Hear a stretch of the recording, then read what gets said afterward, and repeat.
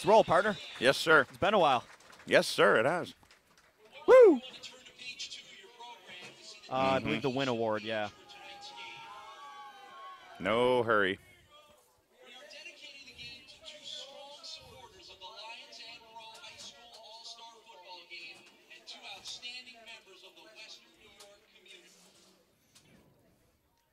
Bill and Nancy DeLuca are the former owners of Mr. Bill's Restaurant. They've sponsored the Win Award, which was formerly the Spirit Award, for the last 22 years. Since 1976, the inception of the Lions All-Star Football Classic, the DeLuca family has been a strong supporter of the game. Can you check the forecast, what the temperature is, and if there's a chance of rain? All-Star player.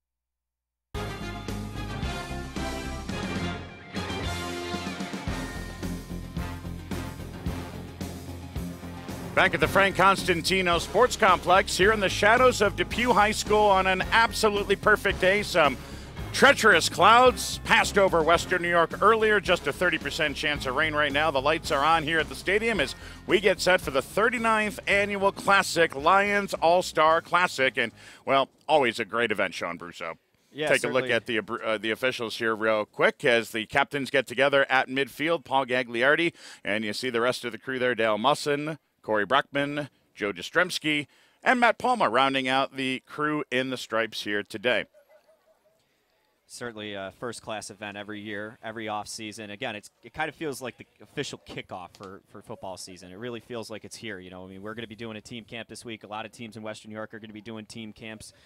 Double sessions are just a couple days away, and a lot of these players and young men out here are going to be starting their college careers in a short time as well. And, of course, during the 2014 football season, these players today are all seniors, graduates from the class of 2014, many going on to collegiate football careers, but some Yes, they're going on to college, but they won't necessarily play college football. And that was the one resounding theme that I got from meeting with the 4 head coaches, 2 from the north side, Dean Santorio from Grand Island and Rich Robbins from Canisius, and the 2 from the south side, Mike Fata from Cheektowaga and Brian Wilson from Depew, is the fact that for some of these guys, it's the last time they'll play a competitive game. So there's a lot of emotion in this game for a lot of these players.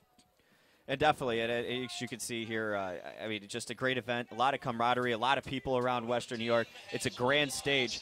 And you're right. I mean, and I was talking to Coach Fata the other day in the production meeting, and he said, for a lot of these guys, they think they're going to go on and be 4-year players, but it doesn't always pan out that way. Sometimes you might go and find out, hey, it's not for me.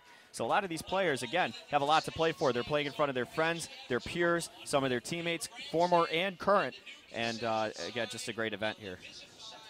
There's also a lot of stories to be told, and you'll hear them all from Sean Brusso and myself during the course of the broadcast. Kickoff temperature here today in Western New York, a very nice day. It is 67 degrees, winds from the southwest at 8 miles an hour, and only a 40% chance of rain. That wasn't the case about an hour ago when some very, very dark clouds rolled by. I was thinking, boy, oh boy, I hope that rain holds off, or at least the lightning holds off, and I think we have a pretty good forecast in front of us. I was thinking back to 2010, and you remember about 45 minutes before kickoff, there was just a torrential downpour, and I'm like, oh boy, here we go again. And we were able to hold it off, and I think the weather's going to hold off for the rest of the night. You see the jersey colors for the 2 teams: the South here in the white jerseys, and the North in the blue jerseys on the screen, and you have the North won the coin toss here, and we'll get into some of the rules as the broadcast goes along, Dave, but. Offensive-oriented game. The North won the toss, and they want the football, so they want to score some points early here, and that might be reminiscent of their head coach in this game from the Grand Island Vikings, Dean Santorio, who's one of the more well-known offensive guys in Western New York. This game, right, wrong, or indifferent, is designed to showcase offense. And yes. As you mentioned, we'll talk about some of those defensive restrictions, if you want to put the quotes on the restrictions, because they want to showcase the offense here. Sure, and again, you can only play a 40 defense. They all have to play head up on the linemen in front of them. They can't shade, they can't slant, they can't stunt. There's a lot of things. They can't blitz. Inside of 3 yards on 3rd and 4th down situations, yeah, they can kind of get after it a little bit, but in the situations, open field, they have to kind of just sit there and play defense, and you're at the mercy of the offense. So you see number 22 in the blue from the north side, Austin Lauricella from Akron High School, will field the kick, takes it to his right side, has some blockers in front of him, gets the edge, gets to the 30, 35, 40, and he's brought down just past the 40-yard line. A nice return and good starting field position for the North All-Stars. Yeah, Lauricella from Akron High School, very fast football player, very underrated. Not a lot of people heard of him because he came from such a small school that's kind of far out of the public's eye in Akron, and he's just an exceptional talent. He had about 348 all-purpose yards against Fredonia in a playoff game last year. It just was unbelievable. So we take a look at the starting quarterback for the North squad. And you got Danny Bronson is going to start it off from Lockport. We talked about him in the open. Again, lost his entire senior season with the exception of 1 game with a broken collarbone, and What a tremendous tribute to see him not only make this senior all-star team from the North, but getting the starting spot after missing basically the entire season. So on first down from the 42-yard line, there's going to be a sack for a loss. And dropped for the loss is Nigel Davis, the very elusive running back from St. Joseph's Collegiate University in Licata, on the tackle there. But again, getting back to Bronson, you see him there on the screen getting some instructions from the offensive coordinator, and you'll see Nigel Davis just get stocked up in the backfield and drop for a loss. But yeah, he suffered a collarbone injury in week number 1, missed his entire season, and his dad, Greg, is actually his head coach at Lockport High School. So it's nice to see him getting the start here today for the North All-Stars. And he's a great kid, a heck of a basketball player. We've seen him play basketball quite a bit the last 2 years. He's just a tremendous leader, too. So it's Bronson under center, I formation. Bronson back to pass. Is flushed out of the pocket, rolls to his right, doesn't have anywhere to go, launches a desperation pass about 20 yards down the field that lands incomplete, and that'll bring up 3rd down and long. I was looking across the grain there, looking for Colby Hughes, and Colby Hughes out of Williamsville North. Well, they had a pretty good season this year. They Not bad, huh? They were the Cinderella team that made it all the way to the Carrier Dome, and before losing to a very good team. And what a tremendous victory it was over Sweet Home at Ralph Wilson Stadium, too. Oh, it was a great game, and hats off to Coach Mamaliti and Coach Kelly and those guys over there. They did a heck of a job, and they had a very good team and a group of kids moving up through, and they had a nice little run there, and I think they're going to have a pretty good season again this year too, even though they lose a guy like Colby Hughes and a guy like Ryan Majewski, who we'll see later on in the game. 3rd down and 15, opening possession of the game for the North All-Stars with Bronson in the shotgun. One man in the backfield. Bad snap, does a nice job to handle it. Jumps up the middle, gets a nice block at the last minute. He's going to pick up about 5 yards on the play, but that's going to leave him at the original line of scrimmage, bringing up a 4th down and 10, and a 3-and-out on the first possession for the North. A great pursuit there. I mean, you can see things kind of broke down a little bit, and A.J. Licata getting in there on his second tackle. And you can see Bronson, he's got great feet. He's very aware, and you can see it. He was the one of the guards on the basketball team. He kind of split it with another guy, but just a very cerebral athlete. And you can see that he likes to make plays with his feet. Punt formation and the kick away. The South is going to stay away from it, or are they? It's taken at the 15-yard line. And that's where the South will take over 1st and 10 with their first offensive possession here today. Funny situation here. We talked about it a little bit in the open. The South has 2 of the premier quarterbacks from the 2014 high school football season here in Western New York. They're number 10, Jake Sisson from Jamestown, and number 13, Brian Stolt from Alden. And, well, the way that the South coaches, Mike Fata from Cheektowaga and Brian Wilson from Depew, decided to decide who was going to start today's game because, well, it's 6 of one and half a dozen of another. They literally flipped a coin, and it was Brian Stolt, wearing lucky number 13, who gets to start for the South here today. Running Depew's offense, which is kind of interesting, too.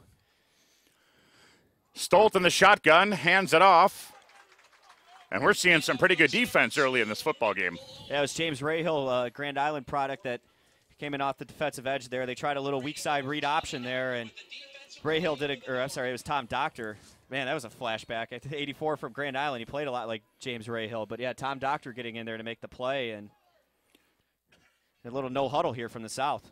Tommy Doctor's father, Tom Sr., of course, a star at Bishop Timon High School, had some time with the NFL's Buffalo Bills, as did his uncle, Sean Doctor, way back in the day, back in my day. And another drop for a loss. That's going to bring up 3rd down, and it looks like 14.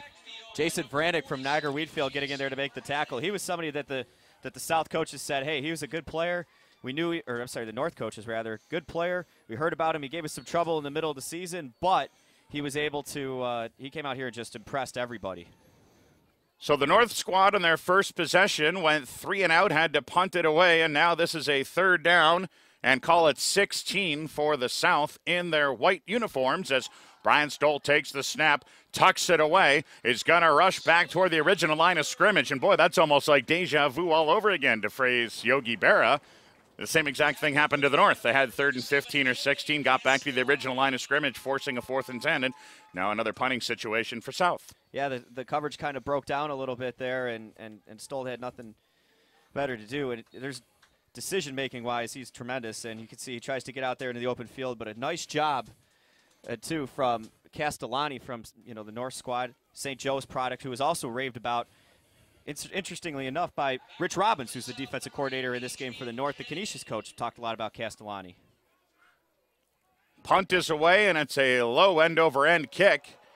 Hits the return man, and that is Yax, who's dropped back around the 23-yard line, so the second offensive possession for North. And, well, doesn't it stand to reason we talk about the rule changes and how this game is designed for offense, and we see both teams go 3-and-out in their opening possession? Yeah, but, I mean, the defenses are very stout. I mean, there's some very good players on the defensive line. As we take a look at the replay here, it hits Mari Williams, Clarence product right there.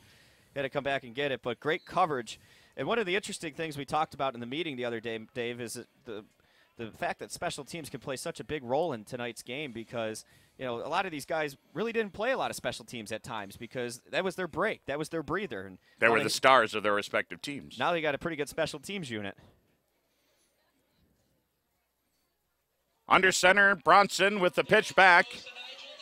Nigel Davis can't get the edge, and that is a big-time hit by Rutledge. Wow. Yeah, Jamar Rutledge, he played that corner position very well coming up field, and That's as good of a form tackle as you could picture right there. And the McKinley High School product. And you see, watch this, good blocking on the perimeter here, good pursuit, but that is just a great form tackle by Rutledge. Rutledge listed at 5'10", 165 from McKinley High School, going to Buffalo State College to hopefully continue his football career at the collegiate level. As Bronson steps to the line of scrimmage, they were able to get 2 yards on the play, so 2nd down and 8. Hand off to Nigel Davis, and he is dropped after a modest gain, bringing up 3rd down. Yeah, a little draw play there, but a great tackle by Sekaterski.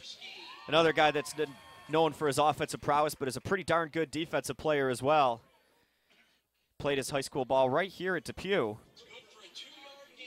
And they picked up a nice little gain there, so you're going to have a 3rd down and 3 and 4, and let's see what they call here. Is you got faces we talked about. Coach Robbins there. You just saw Coach Zip working with the South squad. Newly named principal at Cheektowaga High School. Congratulations to our good buddy, Coach Zip. Wouldn't doubt if we get a dose of Nigel Davis here. He is the back man in the I formation. He does indeed get it. Davis cuts to the outside and picks up the 1st down. Oh, I'm sorry. That wasn't Nigel Davis. That's Roman West. Same color helmet there at the maroon, and Roman West out of Hutch Tech, and we did one of their games this year, and they played Hamburg, and he was exceptional, and we played him the next week in person, and he was exceptional then too. A very good football player for Chris Gelsmano out of the Hutch Tech Engineers. Had a pretty solid season. Roman West, 6'1", 205 pounds, picks up enough for the 1st down. The game's first down for either team. And they'll step to the line of scrimmage, 1st and 10 from their own 41-yard line. Again, the I formation as quarterback Daniel Bronson goes under center. 2 wideouts to the right. Bronson, 3-step drop, swings it out to the 45 and tackled out at the 46-yard line. 2nd down for the North. Yeah, Evan Majewski, a good football player out of Star Point, 3-year varsity kid. Sad it really didn't materialize. He's been playing the last 2 seasons a little banged up and just really didn't, pan out as well as he had. There were some games that he was tremendous. I mean, I can remember a game against NT a couple years ago where he had 255 yards rushing. There was a game his sophomore year, I think it was against McKinley, that he had about 220. I mean, just an exceptional player, but he's kind of been battling the injury bug, and good to see him out there as well. 2nd down and 4, ball on the 47-yard line. Bronson under center again, 2 men in the backfield. A quick 3-step drop. Swing pass out in the flat, caught by Colby Hughes. And he's brought down, but not before picking up a 1st down.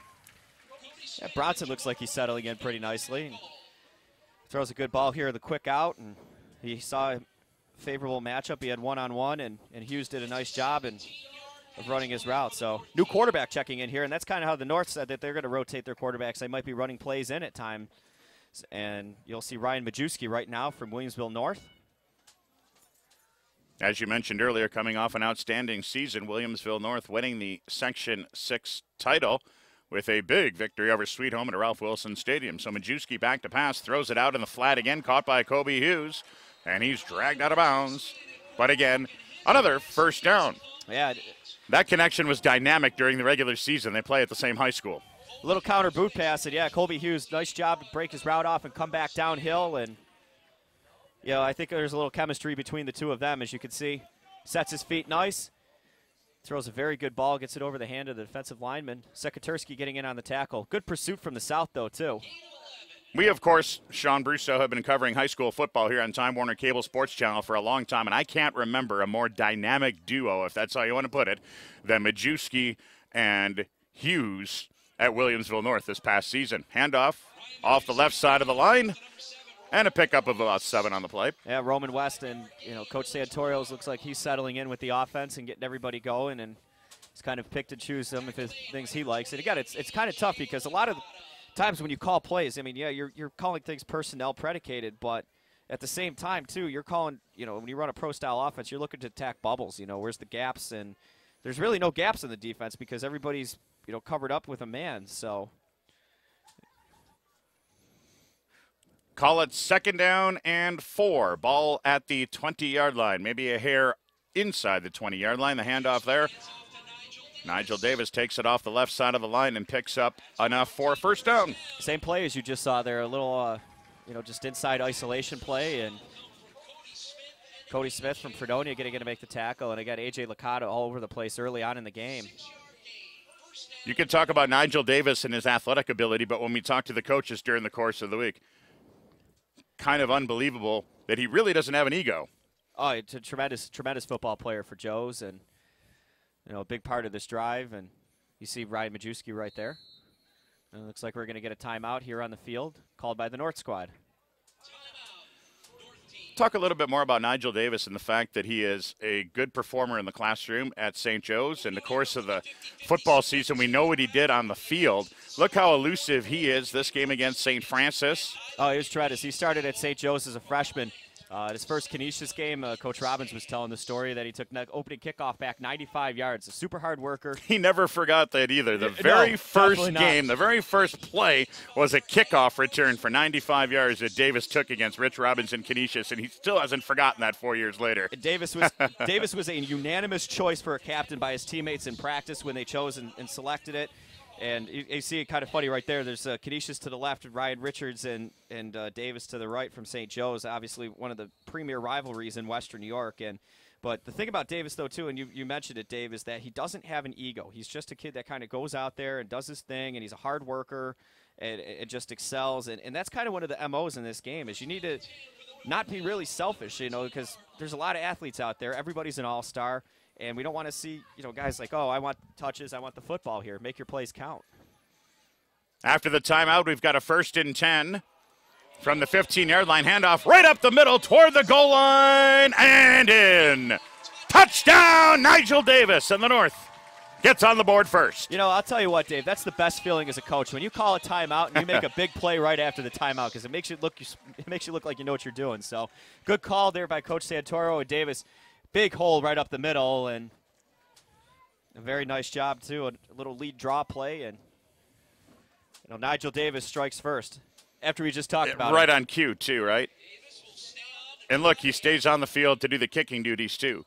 He kicks, extra points, field goals, punts, and, yes, runs 15-yard touchdowns in to open the scoring here today. He's going to tack on the extra point, and the North leads by a score of 7-0 with 6.5 minutes to go here in the first quarter. And again, the All-Star game. Now we'll see how they can answer. As we take a look at the replay here, again, the little draw play, very slow developing. Motion across. And again, right there, and again, good lead through, and Davis practically untouched. Sekuterski got there just a tad late, as did Cody Smith. As you can see, great blocking at the point of attack. And Nigel Davis, second effort to get into the end zone. So just reached out those long arms to get into the end zone. Number 7, Cody Smith, seemed to have him stopped. And we'll take a look at some of the rules here. And again, an all-star game, and we want to emphasize offense. And some of the things for player-wise, maximum number of players per team is 40. Maximum number of players from a school is 3. Coaching staffs are limited to 6 coaches. Defensive tackles, you have to play a 4-3, 4-4 alignment. You have to line up on the guards. You can't shade anything. You can't blitz. You can't stunt like we talked about.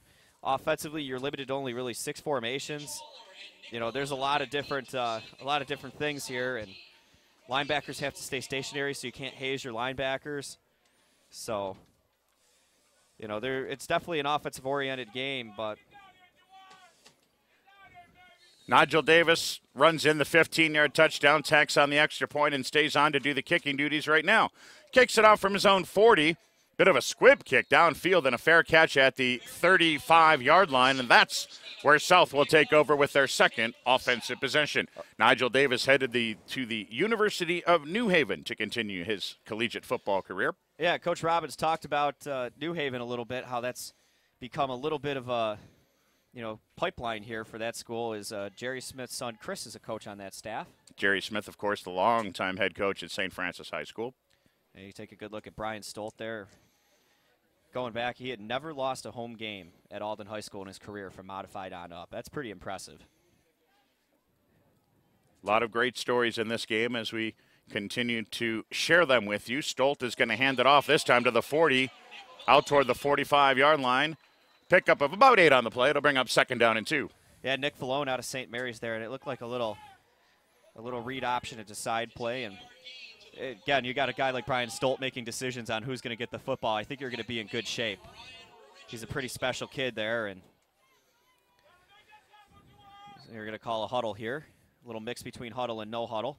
Brian Stolt's father, Ken Stolt, of course, the chairman of Section 6 high school football here in Western New York, and does such a great job, too. Oh, tremendous job. One of the nicest guys you'll ever meet, and just, you know, he's a true to blue football guy. I'm guessing he's here. Somewhere, probably. Somewhere. I have not yet to see him, but I would imagine he's pacing around somewhere up in the stands watching. Second down, Stolt hands it off toward the 45-yard line. I do believe that's going to be enough for a first down, so they'll move the chains and bring on 1st and 10. And they go to that short yardage formation. Deshaun Walker out of Orchard Park High School, a transfer from the state of Michigan going into last season. Finds his way in there, had a very good season for the Quakers. Now look at this, you go no huddle here after changing personnel. Both teams went 3 and out on their first offensive possession. The North moved the ball very methodically, punched it in the end zone with Nigel Davis and his 15-yard touchdown run. And now the South doing a little bit of the same on their second possession. You got a feeling it's one of those games where you just got to kind of roll with the punches. These teams, in case you were wondering, had 2 weeks to practice and a maximum of 11 practices over those 2 weeks. But hey, then again, you can't really practice or teach that, right? No, I mean, that's pretty good run. That's athleticism there, and he's a very deceptively good athlete. South All-Stars are in the white. They've got the ball. Second down and 5. Flushed out of the pocket. It's Stolt, and he launches one downfield that goes out of bounds, and that's going to bring up a third down. By the way, I mentioned 11 practices over 2 weeks for these two All-Star clubs. The white team practicing at Cheektowaga High School, and the blue team, the North All-Stars, practicing at Crosby Field in Kenmore West for the past 2 weeks. You see a little bit of a chess game here. Now you got a 3rd down and 5 situation over midfield. 4.5 minutes to go here in the opening quarter. 7-0 our score. The North All-Stars from Western New York High School football on top. Stolt takes it from the shotgun. That was a design play for Stolt to keep it. It went nowhere. That's going to bring up 4th down. Yeah, Johnny Zellner from North Tonawanda met Brian Stolt out of Alden there to make the stack. Had the ability. Kevin Galt got in there as well. As you could see, Zellner getting his hands in there on Stolt and bringing him down and doing the dirty work and try to quarterback draw. It's kind of funny when you see that. You've coached both of those guys. I coached Johnny at North Tonawanda and Brian at Alden. So it's a little meeting of the minds there.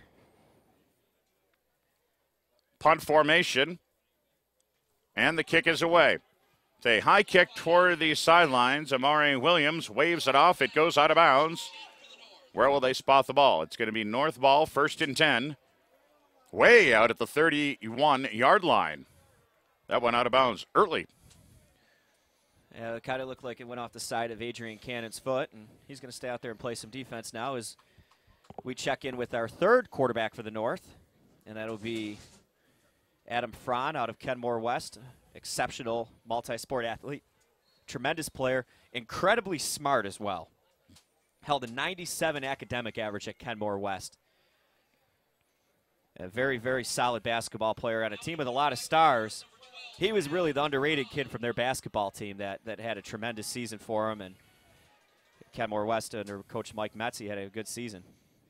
Fron has the size, no doubt. 6'4", 210 pounds, lines up under center. 2 men in the backfield, the man in motion, and Fron hands it off. Off the left side of the line of scrimmage, it's Roman West breaking the first tackle, and he's brought down after about a 5-yard gain. Yeah, I have to say, it looks like that Coach Santoro has become pretty content picking at that left side of the offensive line, and we got just another weak side play here, and weak side ISO play, and West does a good job of bouncing it to the outside and fighting for a couple extra yards. Very strong running back at 205 pounds. Yeah, I was going to say, if you were to design a prototypical running back, especially at the high school level, wouldn't he be about 6'1", 205? And that's exactly what Roman West is? Yeah, about that, as long as he can move at 6'1", 205, absolutely. 2nd down and 5. Fron, the handoff right up the middle toward the 1st down marker. I think they're going to move the chains here. Yeah, nice play off the right side there, and Evan Majewski with the run for first down yardage. A good block off the right side. Ryan Osborne leading the way. They were pulled that same side guard, and Sakaturski getting in on another tackle. That is a name synonymous with football here in Depew. Oh, it absolutely. And his little brother Dylan had to step in as Depew's quarterback, Anthony Buno, got injured last year. He also broke his collarbone. A rough year for that, and it was a rough year for quarterback injuries all throughout Western New York. And Sakaturski stepped in as a junior and did a tremendous job. And ended up taking over and holding that spot for the majority of the season. When Buno wasn't ready to go, Sakaturski came in and led him all the way to the state Final Four. And did a tremendous job, his little brother, throwing the ball to his older brother, Derek. Fron under center, 2 men in the eye. The handoff to the second man back. That was Nigel Davis. Dropped for a 2-yard loss, 2nd down and 12. Speaking of the Depew Wildcats, they should be, well, good things are on the horizon for them with Dylan Sakaturski at quarterback coming up this year as a senior, and Brian Wilson. I think they're going to have a solid season this year. They're loaded this year. I mean, they're certainly the team in Class B to keep your eyes on. I mean, they got, some very, very talented athletes, and, obviously led by Sakaturski, Nick Perini at the running back position, Bobby Burns, one of the wide receivers for them. They got a lot of athletes that they can throw the ball to that are suited for their offense. They got a fairly sized, offensive line, defensive line. They're always going to be very well coached. They're the team that everybody's got to have circled on their schedules, even when you get into October and November. 3 wideouts to the right side of the line of scrimmage. Fron takes it in the shotgun. A quick swing pass to the right side of the line. Lauricella caught it, flips it back. Little trickery here, out to the midfield stripe, and brought down inside South Territory. Well, we thought we were going to see a little bit of something like this today. Well, like we said, he's a guy that really nobody's heard of around Western New York, but wow, I mean, just a tremendous player. We watched him against Fredonia, just breaking down that film and stuff, and wow, look at him go. Just great cut. Look at that, and gets out of trouble here, and just a great acceleration out of trouble. That's all him. Absolutely. That's an athlete just making a play, so pretty solid job there. And Lauricella, a fine multi-sport athlete, will be going to St. Lawrence, and the St. Lawrence coaches are sitting a couple rows below us here, so I got to think that they're a little bit excited after that last play. Good for first down yardage and then some. Look at that flip back right there. There's that cut. Sharp cut back to the left side of the line of scrimmage. Gets a block there, but basically it was all on the legs of Lauricella. Change of direction, change of pace. Handoff at the line with a hole. Oh, boy, almost broke it. Brought down right around the 26-yard line. A good, solid run for Evan Majewski. Yeah, and they're just pounding that left side of the line right now, running right behind Brandon Ball from Springville. Or correction, I apologize about that. That was William Galley out of Tonawanda. Big guy, 6'7", 285 pounds. And doing a nice job at that left tackle position. And John Navarro also over there from Sweet Home, doing a fine job on the left side of that line right there. So Adam Fron out of Kenmore West High School, under center one more time. Takes the snap, hands it off. They give to Roman West off the left side of the line of scrimmage. A pickup of about 6 on the play, 2nd down. As we come to the end of the first quarter of play, the 39th annual Lions All-Star Classic, as the North leads the South by a score of 7-0. Second quarter action coming up next here on Time Warner Cable Sports Channel.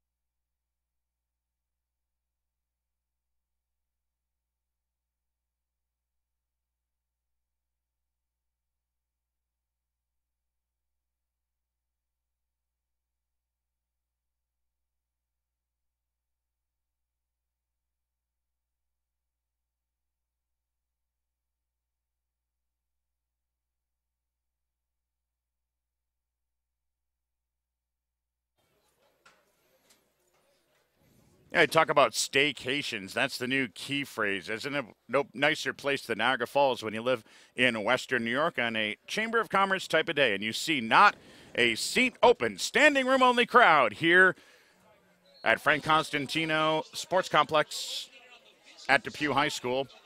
Your thoughts on the first quarter, Sean Brousseau? Well, I think the North's doing a good job of maintaining drives and sustaining drives. I mean, the South really hasn't been able to get anything going offensively yet, but a pretty solid job so far by the North, just controlling it, and they've been able to establish the run game, which is something the South really hasn't been able to do yet. So, as a result, I mean, they're just doing a great job in the time of possession, and keeping everything going well here. The game's only points come off a 15-yard touchdown run from Nigel Davis out of the St. Joseph Collegiate Institute midway through the first quarter of play. 7-0 as Davis checked on the extra point as well. North knocking on the door again. They're just inside the red zone. Second down from the 19-yard line as we start the second quarter of play. Man comes in motion to the near side. A long, hard count from the line of scrimmage. Fraun hands it off. That is Roman West off the right side of the line of scrimmage. He's stacked up, but I do believe he has enough for the first down. Yeah, I mean, again, they're picking their poison. It seems like they're running the same play. They're just a couple different looks to give it, but weak side ISO or strong side ISO, whatever, to Roman West and Nigel Davis, and again, they're content running behind that left side of the line. Again, we talked about Navarro and behind there and Galley from Tonawanda. 6'7", 285, Dave Miller. How about that? Every one of these players is obviously an all-star that deserves to be on the field right now, and they're all seniors at their respective high schools. But there's always a player or two that emerges in this game, and so far, I think it's Roman West. There's a pitch out to Nigel Davis. Stop behind the line of scrimmage, changes his field, goes to the left, jumps inside the end zone. What a run there from Nigel Davis. Well, there you go. Again, an athlete making a play, and it appeared that Brandon Thomas had him tied up, but he didn't have him wrapped up. And he got out of it and, again, reversed his field, and you're seeing some of that athleticism from the North. We take a look at the replay here. Toss, Miranda getting downhill, trying to give chase. Thomas is right there. They're right there, but again, Nigel Davis makes a play, gets a great block there. Danny Bronson, look at him getting his nose dirty. Davis able to coast into the end zone. He is such a shifty, creative player that can make you miss. And when you miss, like right there, he can change in a hurry. Scampers into the end zone, his second touchdown of the game, and now his second extra point of the game. So, Nigel Davis has all 14 points here today for the North. Just as I was singing the praises of Roman West, Nigel Davis gets into the end zone one more time. Well, West did an important job down the field there to get that going. He had some very tough runs in inside yardage. And Majewski had the big run as well. Let's check in with the third member of our broadcast team. Amy Audibert is patrolling the sidelines here tonight.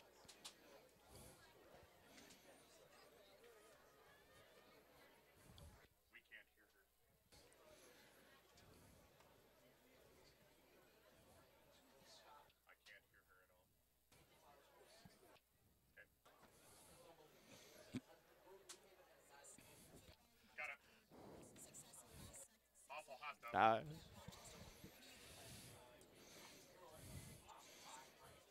thanks.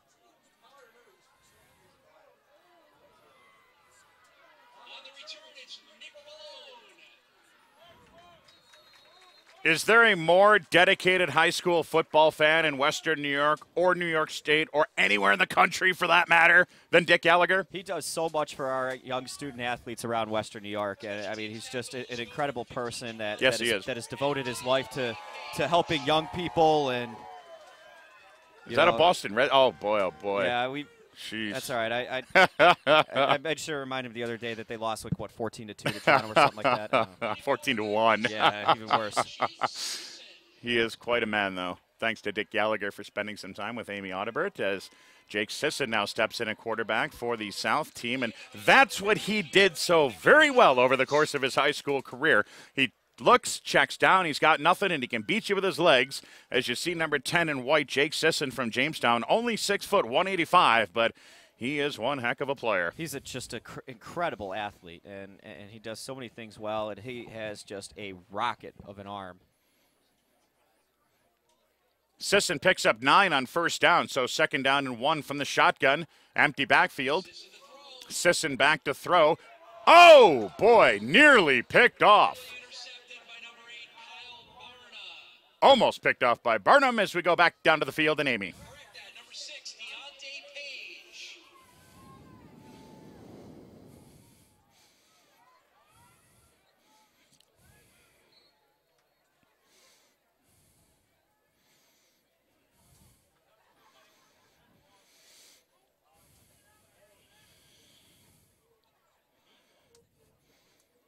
36 yards on 7 rushes and 2 touchdowns for Nigel Davis out of St. Joe's in North Buffalo. And talking with the North head coaches during the course of the week, Dean Santorio from Grand Island and Rich Robbins from Canisius, they couldn't sing his praises enough. And the funny thing is, Sean Brousseau, it wasn't just about his ability on the field, it was his ability in the classroom, his ability as a human being, as a person, and the fact that, well, we mentioned earlier in the broadcast, he really checks his ego at the door. He's a good kid that you'll want on your team. And he has to. And, you know, he's a hard worker, and he's relentless, and he's just somebody that, you know, just it's not a secret why he's successful. Yeah, he's been blessed with great talent, but he's been successful for a reason, and he's earned it.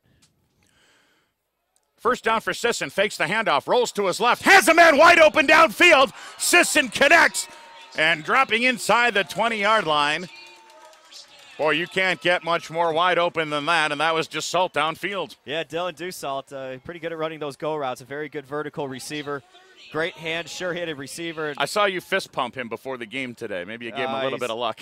He's my guy. He's a great kid, and, you know, he's going to have a very, very solid career at Walsh University down in Ohio, and a heck of a player, and even nicer kid, too. Another relentless hard worker who just strives for perfection and excellence every day. 6'4", 195. He's got the size. As Sisson in the shotgun takes it, a designed run, and he's sacked or brought down right around the line of scrimmage.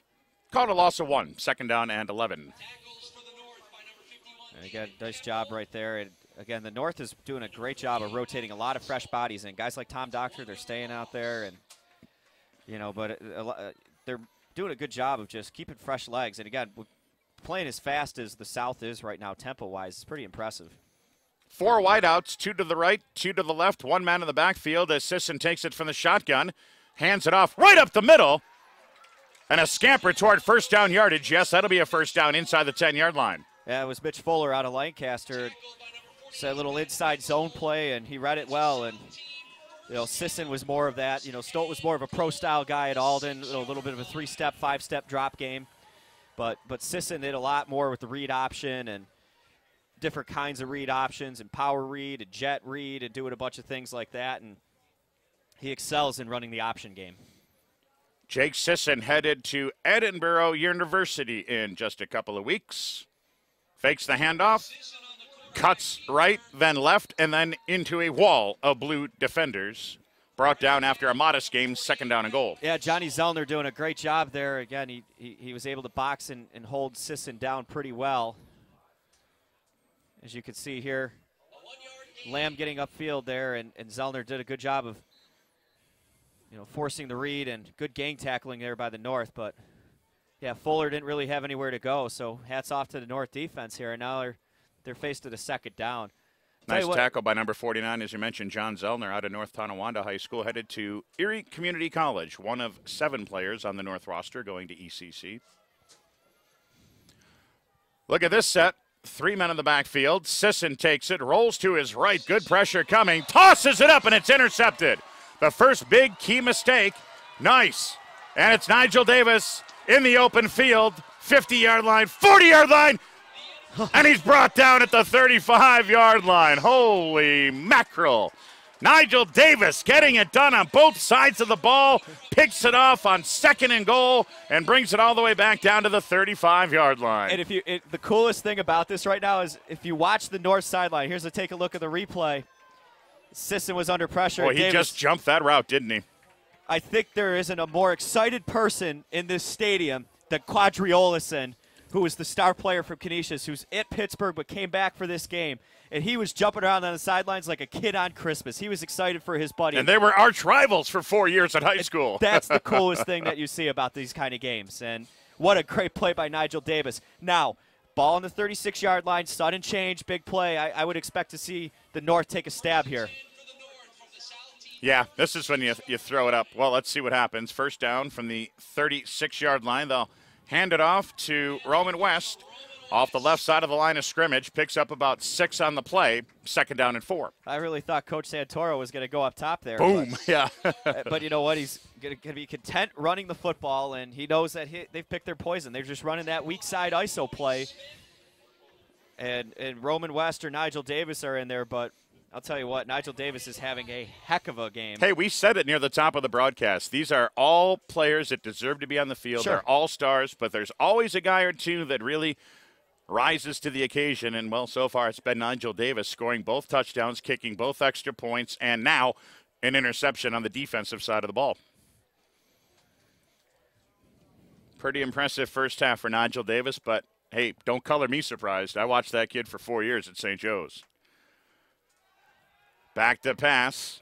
Open on the near sideline. Oh, and they're going to give it right back. The pass is picked off by Sekaterski. Sekaterski gets back to the 40-yard line. Hey, what you can do, we can do better. I think Bronson was a little deterred there on his reads, and as you take a look at the replay, it was a weak here, throw. He kind of lost it off his back foot there, and Hughes got jammed very well by the corner in the flat. That was Jared Watkins out of Cleve Hill, and it kind of rerouted him a little bit, and Bronson wasn't sure what to go with the ball there. So, in any event, a big sudden change here, and now the South right back with the football. So Sisson throws an interception to Nigel Davis, and then that favor returned as Bronson tosses one over on the near side to Sekaterski. Ball placed at the 40-yard line. South has it 1st and 10 in the shotgun. It's Sisson, not afraid to throw it up again after the last pass was intercepted, and so is this one. Wow, can you believe that? Back-to-back interceptions thrown by perhaps the premier quarterback in Western New York, Jake Sisson. We had a late flag on the field here, too, and they ran 4 verticals, and nobody really kind of broke their route off with it. So Amari Williams just playing his deep quarter there and turned into cover 4, and again, he pumps it off, and good technique for Richards. Sisson, the ball kind of wobbled a little bit, but in any event, he really didn't have an open guy there to go to. I think the Buffalo State Bengals have a pretty good player coming their way in Amari Williams. Oh, no question about it. Another great multi-sport athlete. You can see Sisson like, oh, just did that. The North squad is going to get the penalty. And, you're going to have those days where you make a mistake like that.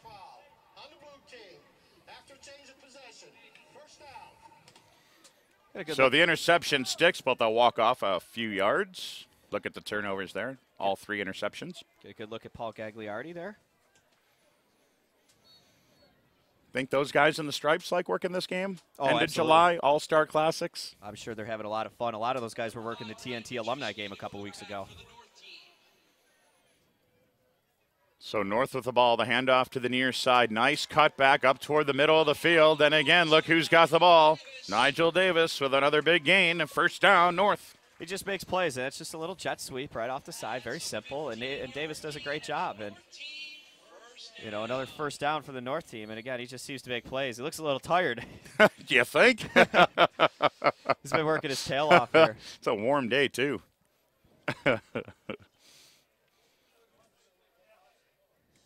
First down yardage and more. They'll move the sticks. So the ball now placed at the 31-yard line for North.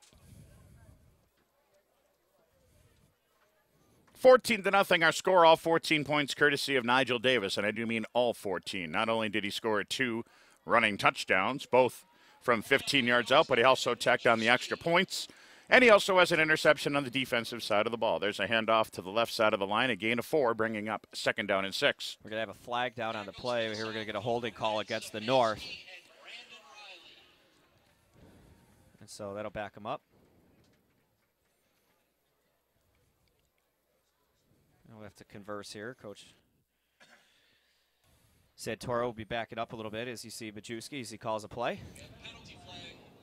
You know, we talked about some of the rule changes that emphasize the offensive side of the game because, well, it is an all-star classic and you want to kind of see the offense and what they can do and how they can perform.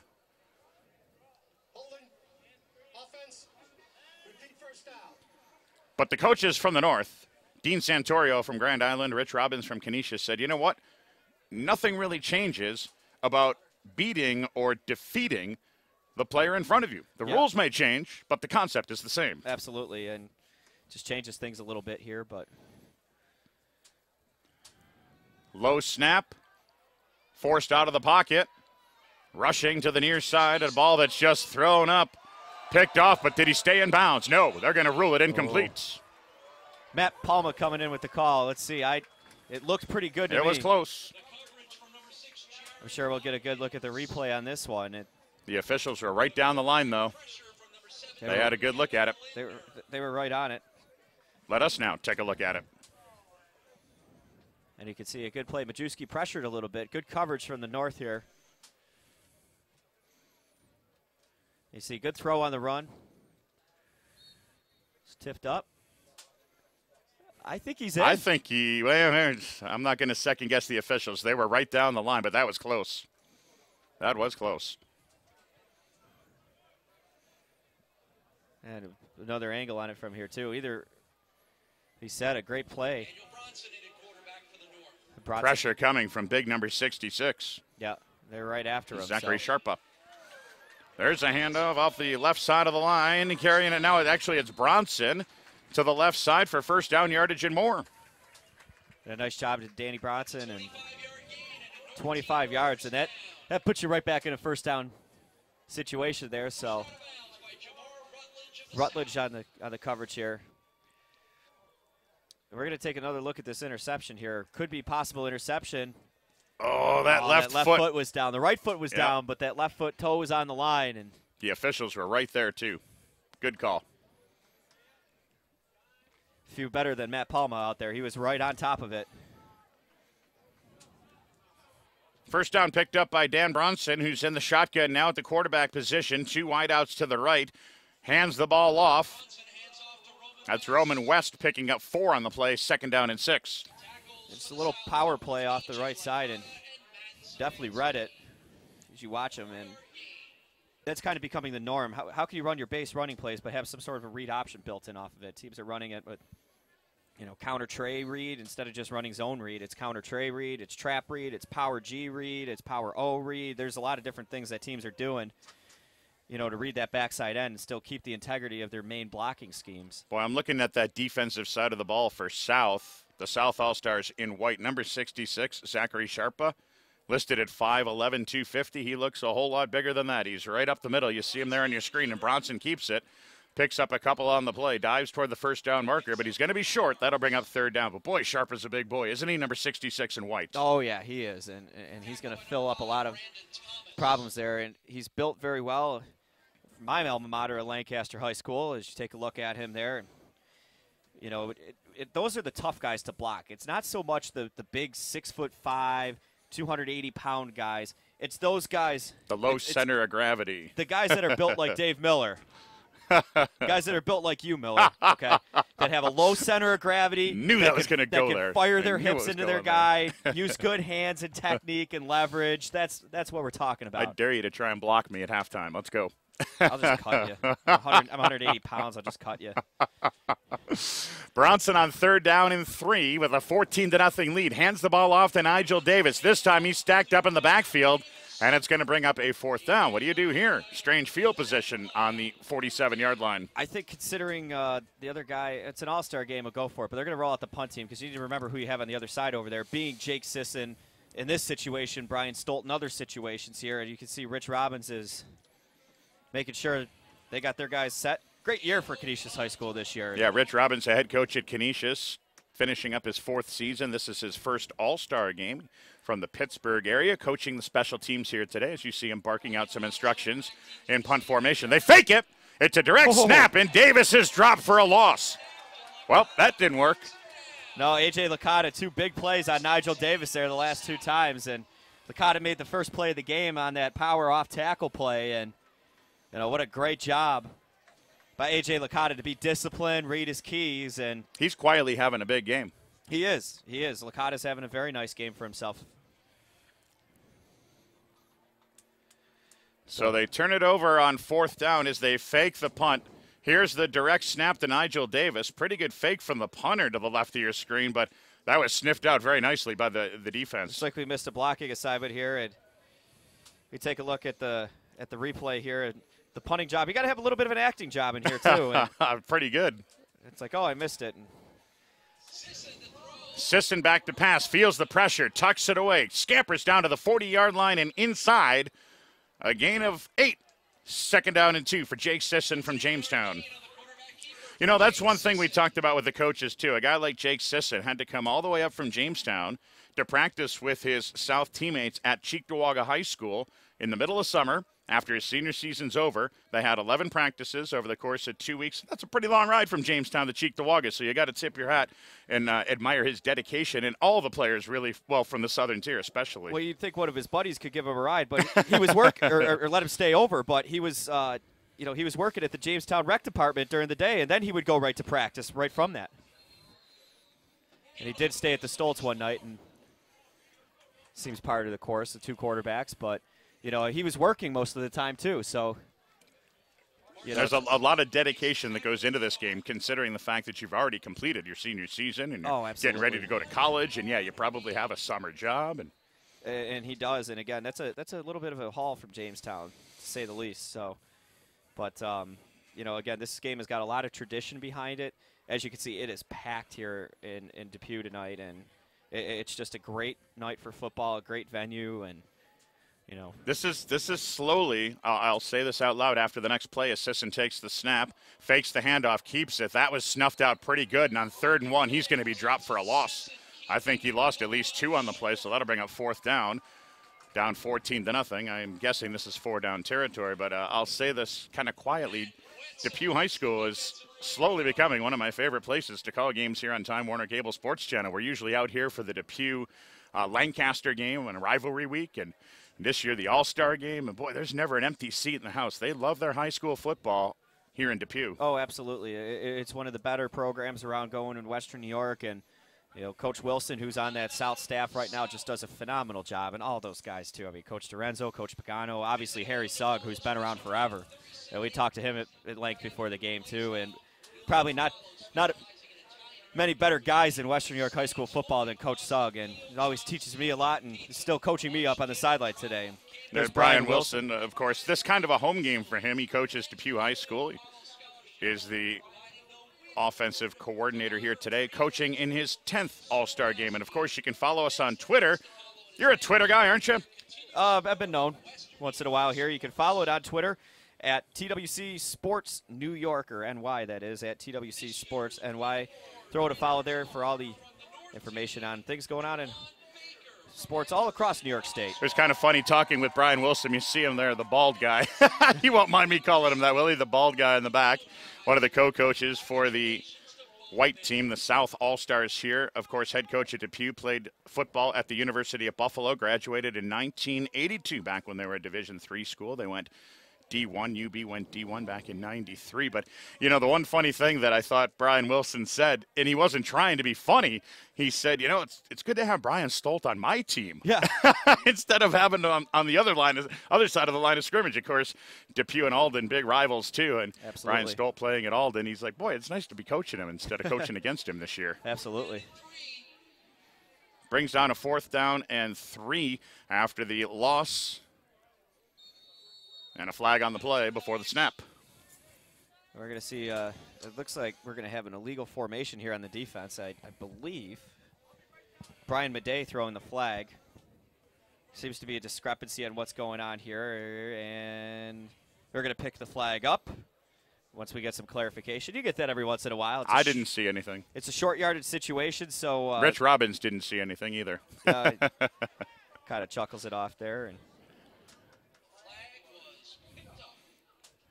slowly, or some may say not so slowly, making a name for himself as Canisius really has turned their high school football program around, thanks in part to Quadri Olison, who you mentioned is not playing in this game in training camp at the University of Pittsburgh, but he did come home to cheer on some of his teammates.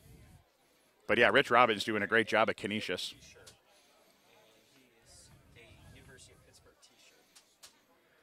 Not exactly sure what this conference is all about. he's walking right under the camera to my left right now. There's Quadri Olison. Yeah, you can't miss him there. And again, tremendous high school I love it. football career. I love the Pitt Panther shirt. I love everything about that kid. We had the interview, the chance. I mean, we did a few Canisius games, and maybe you want to mix it up, interview a different player, give a different player an opportunity to win Player of the Game. Well, he just wouldn't allow that to happen. He was so dynamic on the field. We ended up interviewing Quadri Olison almost every game we did this year. He's such a competitor, and I know such a good kid too. Oh, absolutely. I know his father Wayne very well, and Wayne's a great guy too. It just the best part about the two of them is when we're always around football or talk about it, they always have great smiles on their faces. And that's part of the course with Quadri, and certainly destined for a very, very good career at the University of Pittsburgh. Hate to sound a little partial to the Catholic schools, but Quadri Olison right there finishing up his senior season at Canisius High School. And, of course, you got Nigel Davis, who's got 2 touchdowns here today from St. Joe's. And last year you had Akia Lynch coming out of St. Francis. And, of course, Chad Kelly also coming out of St. Joe's, some of the premier players. And there's so many more, too. Augie Torres was at Canisius, too, and he's down at UTEP. All right, after a bit of confusion and a bit of a delay, we've got 4th and 3, and Sisson fakes the handoff, goes back to pass, has a man open, overthrew him, and it's going to be incomplete. He was wide open, but the pass ends up falling out of bounds after being caught by Ryan Falzone out of Orchard Park. Jamestown to Orchard Park connection there, and that, I'll tell you what is kind of funny about that, too, is you talk about these connections and the Canisius and Joe's, and Orchard Park at Jamestown played probably the best high school football game of the season last year. It was Week 7 at Orchard Park. Jamestown won the game 42-41. Orchard Park scored with 30 seconds left and went for 2, and Jamestown held them. They stopped Kevin Goltz, a quarterback, on about the half-yard line, and a phenomenal game. And AA South football. There's not a tougher division in New York State than AA South in this area. So the turnover on downs after the 4th and 3 was not successful. The pass falling out of bounds. And the North takes over as we approach 3 minutes remaining here in the first half. This pass aired out to Colby Hughes is going to fall incomplete right at midfield. 2nd down and 10. Majewski throws a good ball. I mean, Dave, you remember you did a game up at North Tonawanda when I was there in 2011. He was just a sophomore. He showed a lot of signs of brilliance that night. He had a really tough night. He got sacked 6 times. But I recall. If you watched how he's grown and matured over the last couple of seasons and how he's become a leader of that team and become confident in the backbone of that state championship run team, what a great high school football career for Ryan Majewski. Just a tremendous, tremendous athlete, tremendous competitor. And I still like to joke with him that he throws one of the prettiest deep balls in Western New York. As you take a look at some of that run from Williamsville North, there's Derek Eisler. He had a tremendous playoff. Great game against Sweet Home, too. He's not playing in this game tonight, but what a great season for Williamsville North and Coach Mammoliti. 2nd down from the shotgun. Majewski back to pass. Has time and has a man wide open. That's Colby Hughes at the 25-20. 10-5. Touchdown! Majewski to Hughes. Wide open, Colby Hughes. And that's one guy you don't want to let get behind you. Well, and needless to say, that's the connection right there. Williamsville North to Williamsville North. It looks like they've done that a few times, but he was so wide open on that play. He just ran a little post route over the top of an out cut, and it kept him wide open. And that's another ball that Williamsville North throws quite a bit in their offense, is that post and that corner coming from the secondary receiver as well. So he's pretty comfortable making that read, and big smile on his face there. Great job from Majewski, and Nigel Davis on to attempt the extra point. Bad snap. Picked up. Bronson scrambling. Has nowhere to go, or does he? Nope, tosses it to the end zone, so the extra point not successful. Score now 20-0 for North. And Kobe Hughes, the play before that, there was an incomplete pass at midfield, and he looked a little frustrated. Well, the very next pass play ends up in the end zone. Kobe Hughes getting behind the defenders, and you'll see it right here.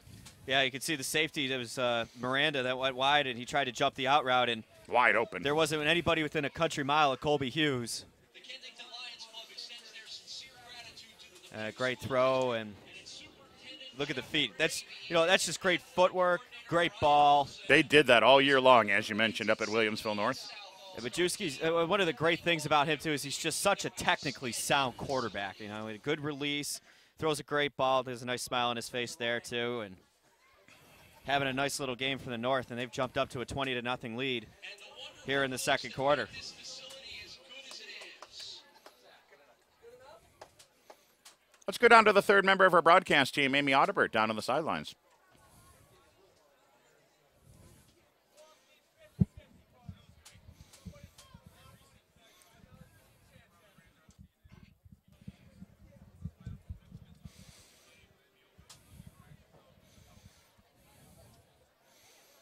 Elliot Cherry and Jamar Rutledge back deep to receive Nigel Davis's kickoff.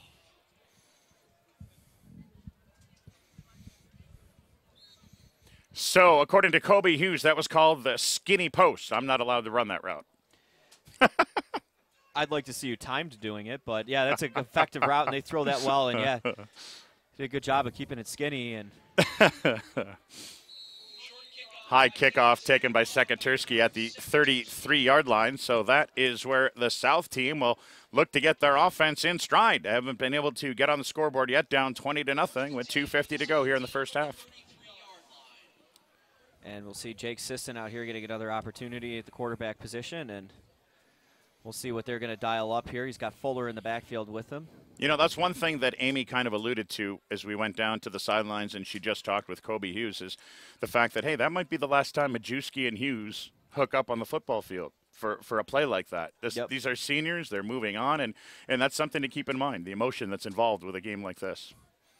Sisson back to pass. Has a man in the flat. A nice little pitch and catch caught by Dussault. Second down. Nothing Dussault does better than running that little hitch route, that little comeback route. He runs that well, and him and Brian Stolt, that was bread and butter. Nobody could cover that last year. They were just so good at their timing on it, and you could see Kobe Hughes with Coach Mammoliti. Coach Mammo hanging around there, and big smile on his face too, I'm sure. Everybody who's anybody in high school football circles in Western New York are here tonight. There's no question about that. A lot of coaches watching their players, or their former players, I should say, because these, of course, are all seniors that graduated a couple of months ago. First down for the South. A great throw there, hook it up with Falzone. He found the soft spot in the coverage and settled up there, and a great throw from Jake Sisson over the linebackers and before he hit the third level. So a bit of a hurry-up offense necessary here for the South, not only because they're down 20-0, but because there's 1:44 left in the first half. Sisson, this is what he does so well, but not this time. Rolls out against the grain, rolling to his left, and the right-handed quarterback had to throw it out of bounds. Second down. They're going to let that go on tonight. That's probably a penalty in high school ball around this area, but they're going to let that go. But you can see Sisson had nowhere to go. He had Dussault that popped open for a split second, but you know, again, the speedy and ranginess of this North secondary. Nigel Davis playing a cornerback there. Dan Hogan from Newport.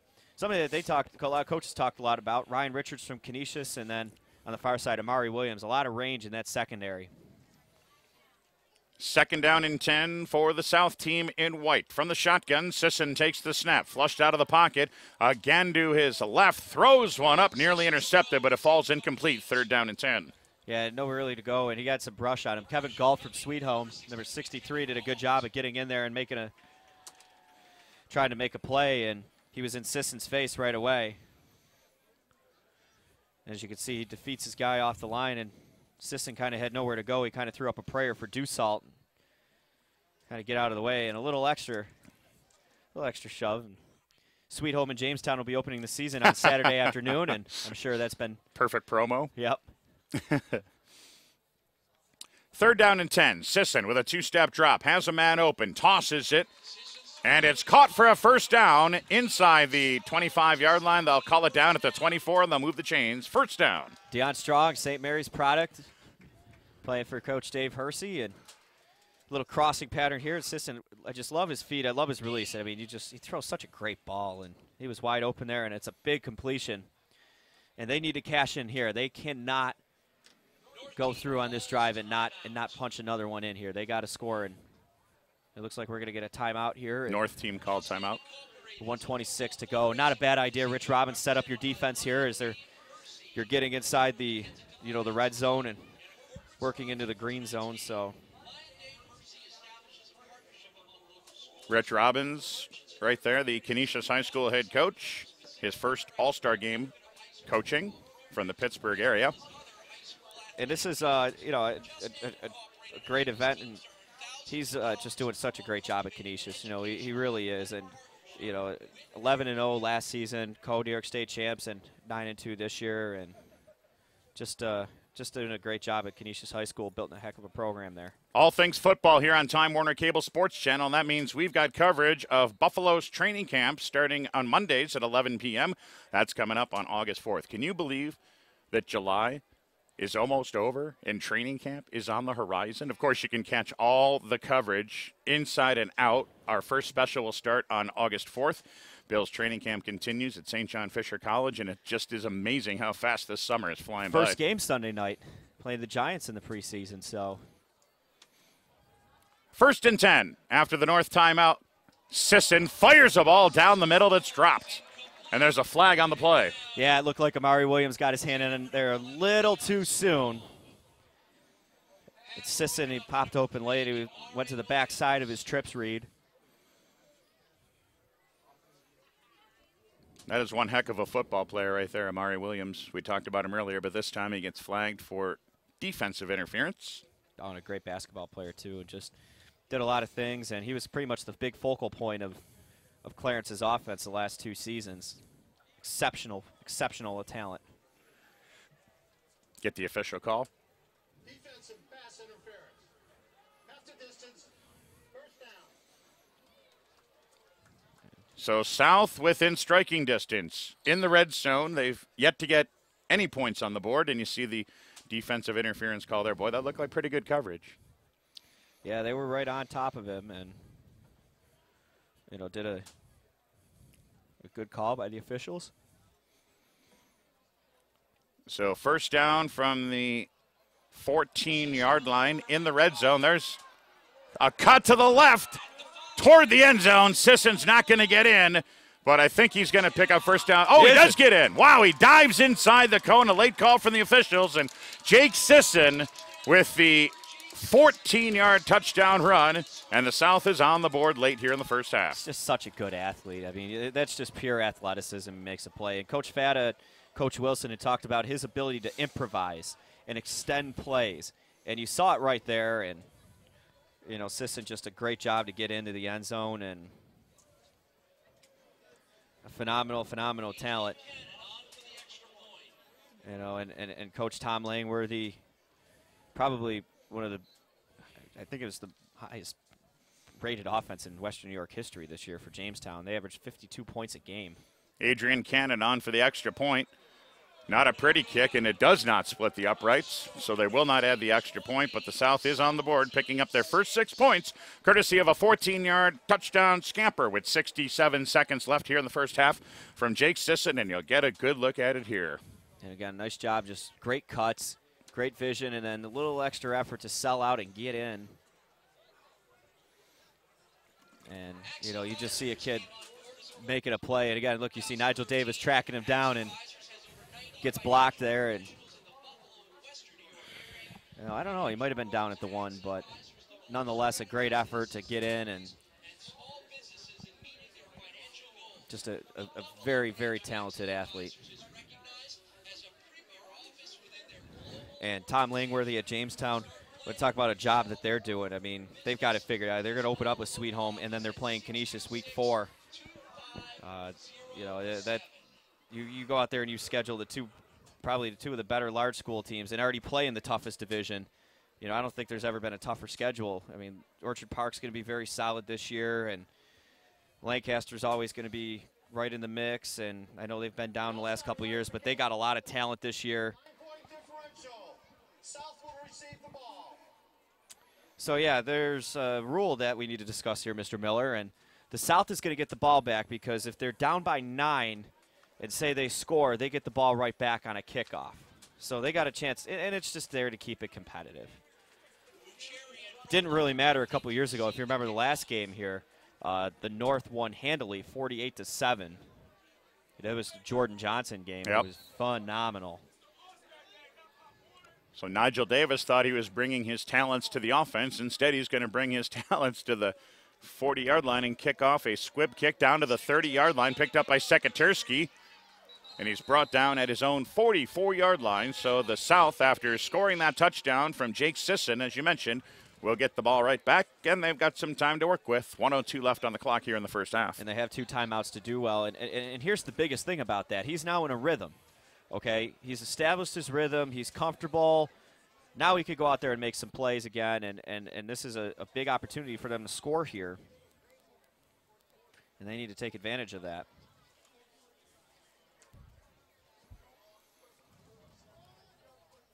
They're going to go trips to the field here. So Jake Sisson, who did not start this game, well, because of a coin toss from the coaches. It was Brian Stolt getting the start, but Sisson in at quarterback now, has the only touchdown for the South, has a man downfield and makes the connection. A nice little pitch and catch there between Sisson and Dussault. First down South. And a great throw, too, and Dussault, they got just a great, crisp route runner. It's a gain of 18 yards. Nigel Davis with the tackle. And again, just looking, he's waiting for it. South calls Good hit, and you got one-on-one here. You got Sisson against Nigel, or I'm sorry, you got Nigel Davis against Dussault there, and Dussault got the better of him there. Tremendous receiver, especially in isolation. 6'4", 193. He's going to be going to Walsh University, like we mentioned, and you know he's so tough to cover one-on-one.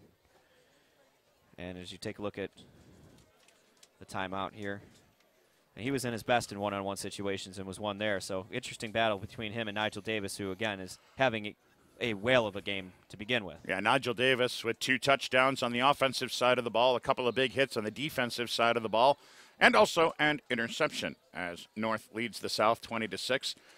The South in white using one of their timeouts with 55 seconds to go here in the first half. They'll step to the line of scrimmage. 2 wideouts to the right, 1 to the left. And Sisson has one man joining him in the backfield from the shotgun. A long count. Sisson, quick drop, pass out to the 35-yard line. Brought down at the 30, short of a first down, but it's going to be a gain of 8, second down and 2. But again, as Dussault did not get out of bounds to stop the clock, forcing them to call timeout, this time they don't get out of bounds either, and I think the South will probably be forced to call a timeout here. And they are, which is kind of interesting because they are running no huddle. They have the ability to no huddle it. They were doing it a little bit earlier in the game, but you know this is going to change the dynamic of their offense a little bit.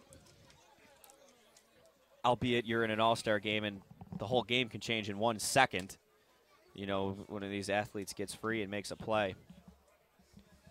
I see what Coach Wilson wants to draw up there, and they're out of timeouts as signaled by Mr. Gagliardi. All things football here on Time Warner Cable Sports Channel starting on August 4th, Mondays at 11 p.m. You're going to want to be right here on Time Warner Cable Sports Channel. Coverage of Buffalo's training camp as it continues from St. John Fisher College. And what an atmosphere they've really built out there during training camp in Rochester. Oh, it really is, again, first class, and it's very fan interactive. And second down here for Sisson. Has time. Flushed out of the pocket. Dives toward the first down marker. And I think he's got it. I didn't think he did at first, but from where they're going to spot the ball, I think he's got first down yardage. Just barely, he had. Just barely. But they're out of timeouts. We're going to get an official's measurement here. Boy, that works in favor for South out of timeouts. Because I'm on the ball calling a play right now, and we're snapping it. We're snapping it right away. You can see here, protection breaks down a little bit. Look at big 69 in white there. Nice blocking up front for the South. There's John Lonchart. John Lonchart. Yep, from Cheektowaga, working in tandem with Brandon Ball from Springville. And Brandon is going to be going to Hobart. very, very exceptional player for the Springville Griffins the last couple seasons. Hobart. Got to say hi to our colleague Mark Collins. Yep. Anytime you say Hobart, you got to acknowledge the two-time All-American lacrosse player. Absolutely. And, Western New York's always had some ties with Hobart and sending some players there, and Springville Griff is going to be headed there. So they get the benefit of the measurement timeout. The clock now winds. Sisson has inside half a minute to work. Throws it out to the near side. The pass is incomplete, and the incomplete pass will stop the clock with 24 seconds to go.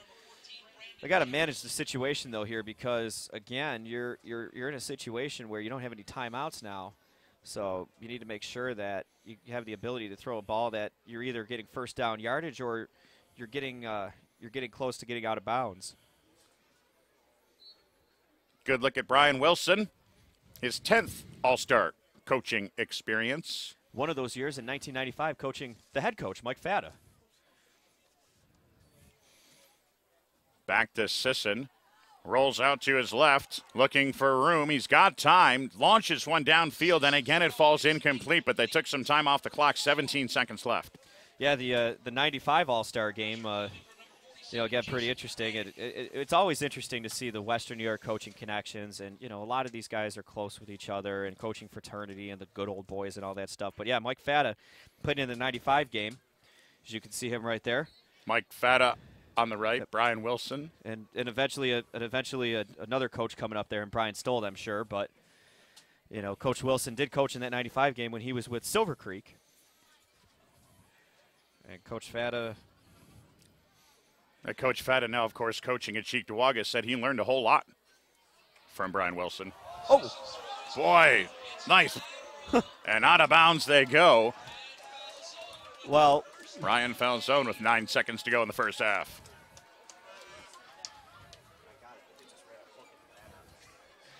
So a hook and ladder. Here's what you see in the All-Star game.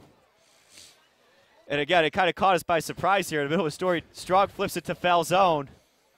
I like that call. You see that in an All-Star game. I mean, that's kind of fun. You're always waiting for that first trick play. What are you going to see? And the South is the first one with that. 9 seconds to go here. Going to be a first and goal for the South, looking for their second consecutive score. Sisson to the end zone. Picked off. I do believe it was picked off. Yes, it was. Guess who? Nigel Davis.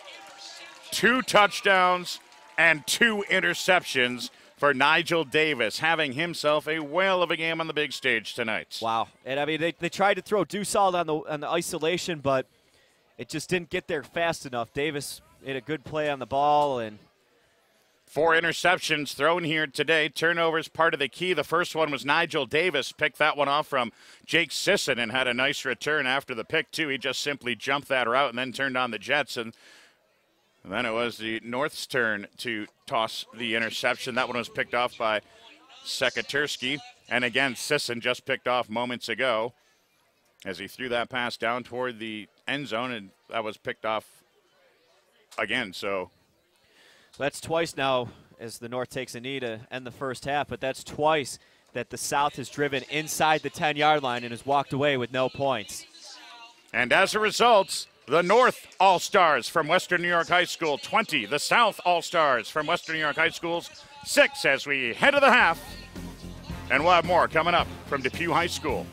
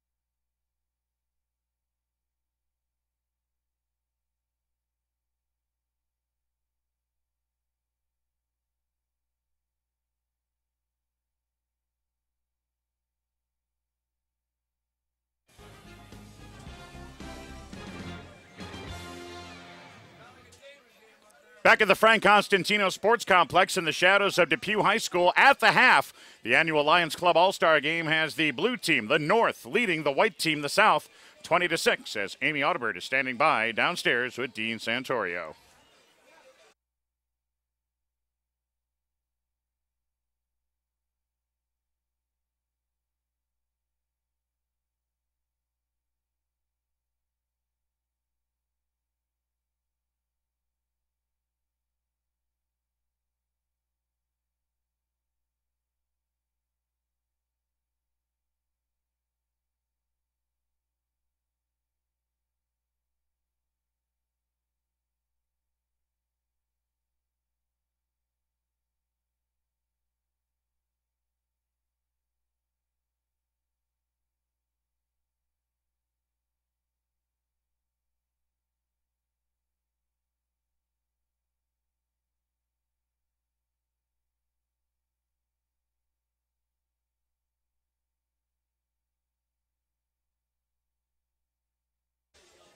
Dean Santorio, the head coach of the Grand Island of Vikings during the regular season, the head coach of the blue team, the North All-Stars, that lead this game 20-6. Back with more halftime festivities, including highlights next on Time Warner Cable Sports Channel.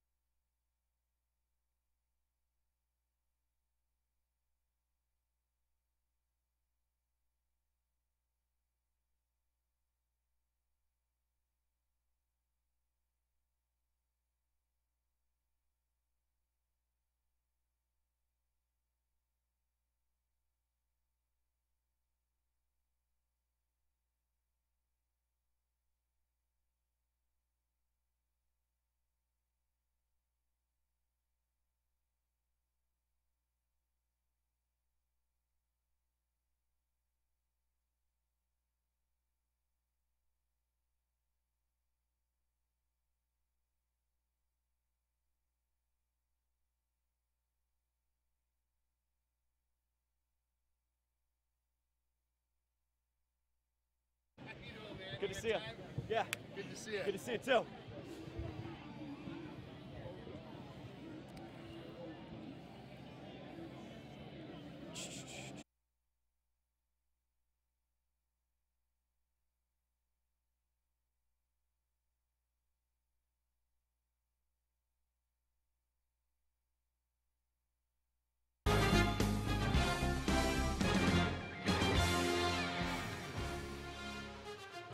Back at Depew High School as halftime continues, where the North All-Stars lead the South All-Stars by a score of 20-6. In that first half, 2 touchdowns from Nigel Davis, not to mention the fact that he also chipped in 2 interceptions on the defensive side of the ball as well. Yeah, I guess the only question remains, can he be the offense and defensive MVP? He's having a tremendous game and living up to the hype, certainly, and doing a great job representing St. Joe's Collegiate Institute tonight. Let's take a look at some of the highlights from the first half. As we mentioned, Nigel Davis with 2 touchdowns here in the football game. The North struck first, and it was Nigel Davis opening the scoring. A 15-yard touchdown run as he scampers in, and Nigel Davis gives the North that 6-0 lead, and then he also chipped in the extra point to make it 7-0.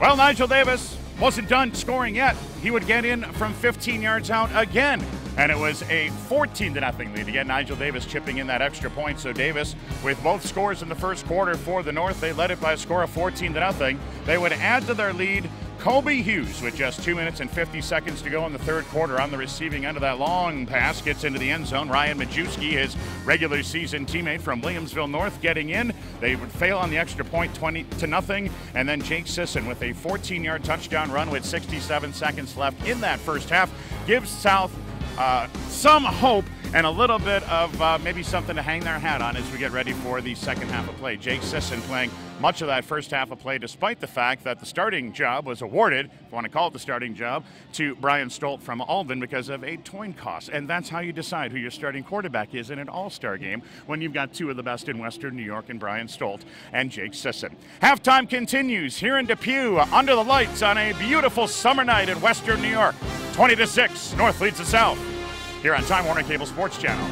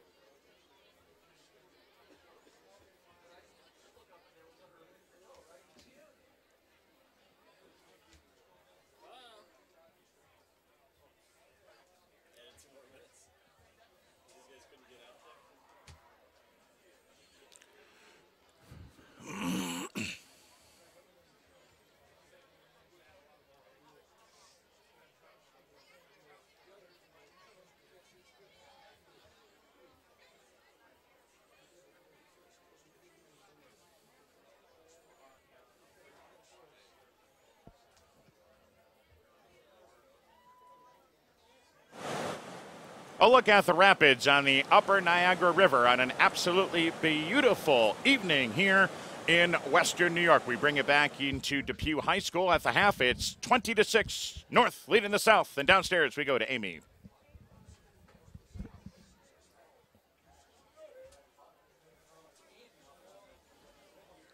We'll check in with Amy in just a moment, but the South All-Stars getting a late touchdown from quarterback Jake Sisson. They failed on their extra point conversion, but a little bit of something to perhaps build a little momentum on as we head to the second half. And I think it'll be interesting to see what the South does with their quarterbacks, too. As we mentioned, Brian Stolt had started the game, and Jake Sisson took over and played much of that first half, scoring the only touchdown. What do you see happening here in the second half? Well, the toughest thing, too, that you have to remember is, if you're looking at real time, it's 8:58 right now.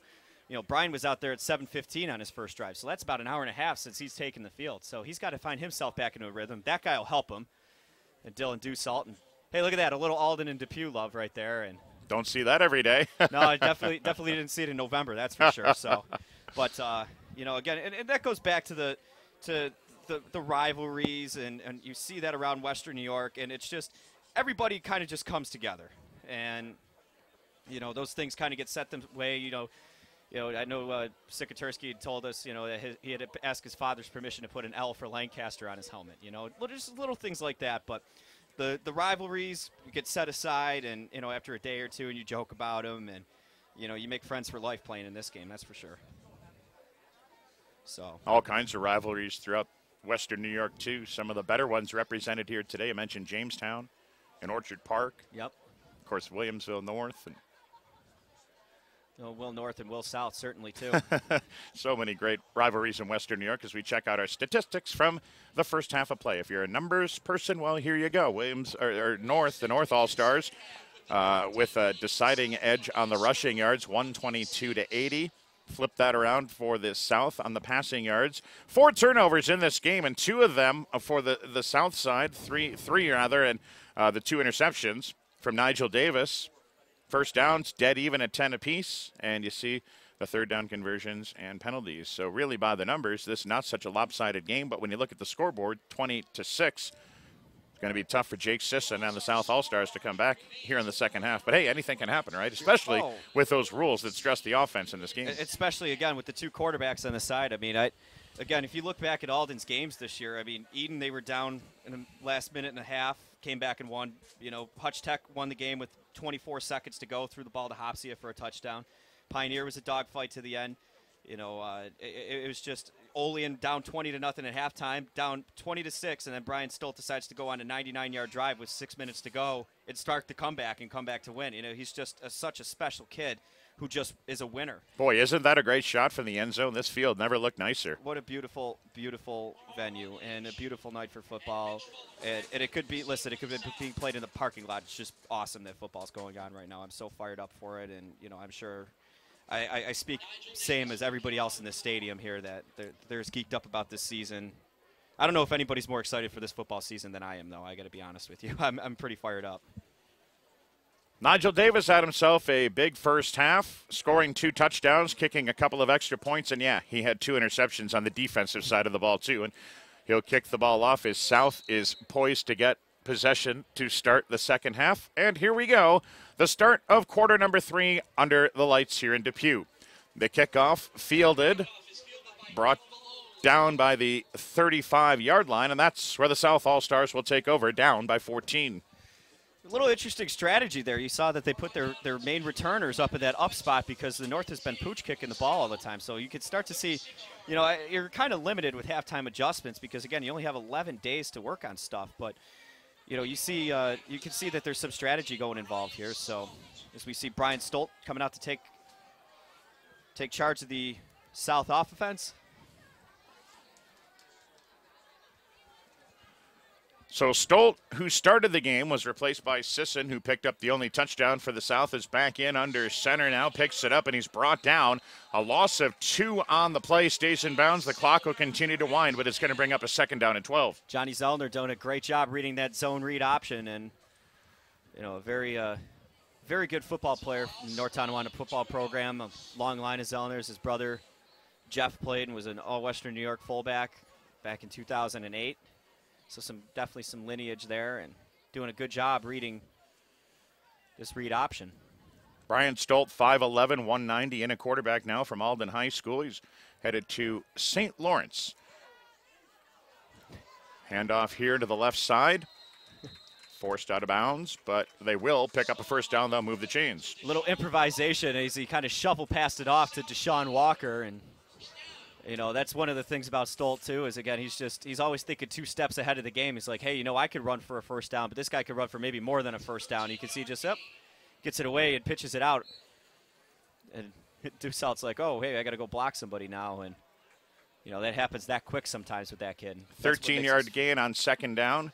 They'll move the chains, and Stolt is in the shotgun. 1 man in the backfield. Fakes the handoff. Has a man downfield. Throws it, and it's incomplete. Right off the fingertips of Deucealt. You know, we talked about Brian Stolt with the South Team All-Star coaches, Mike Fata from Cheektowaga, Brian Wilson from Depew. And they said, you know, he's the first one to practice and the last one to leave. No, that's part of the course, and that was all last year. He was the first one out there. He'd be out there for 15, 20 minutes every single day with his receivers, working on timing, working on routes, and sometimes putting his own stuff in. You know, just an unbelievable mind, completely dedicated to the game, and just the best leader I've ever been around. Second down and 10 for the South. Stolt flushed out of the pocket, rolls one way, goes the other. He's coming to the left, near sidelines, and he's going to wisely throw this one away. Nothing open downfield.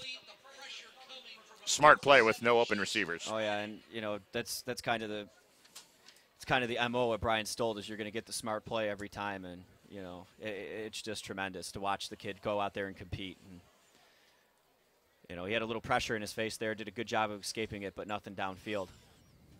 This is the 3rd consecutive possession for the South team. They scored Jake Sisson's 14-yard touchdown run, and then because of the point differential and the rules in this All-Star game, they were on the receiving end of the very next kickoff. Then they threw the interception at the tail end of the first half, and then they get the ball to start the third quarter play. So 3 consecutive possessions for the South.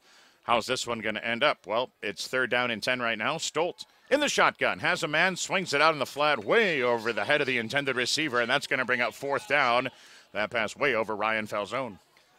And he just missed Falzone, and again, they're doing a pretty good job of attacking the trips here, so, you know, they got Deucealt locked down on the backside of it, so, you know, putting him into a punting situation here. Cannon kind of whiffed on his first punt of the night. Let's see if he can get into one here and try to pin the North squad a little bit deep. There's Amari Williams, number 3. Good look at Mike Fata, head coach at Cheektowaga High School, working the defense for this defensive all-star game. This is his 3rd time coaching an all-star team. 15 years at Cheektowaga, 3rd season as head coach for the Warriors. Cannon steps into this one, and he gets a dandy away this time. Fielded at about the 14-yard line by Williams. He's brought down, and North gets their first possession with tempers flaring here in the second half. And finishing the tackle, and Williams had to tiptoe the sideline to make the play. But A.J. Licata getting in there, and he's having a very solid game. As you can see, tiptoe, going to try to stay in and make a play. And Williams, he's so quick. You see a good finish by him and Cody Smith. Nice tackle by Licata on special teams. It looks like we'll see Adam Frond come out to take the quarterback position for the North.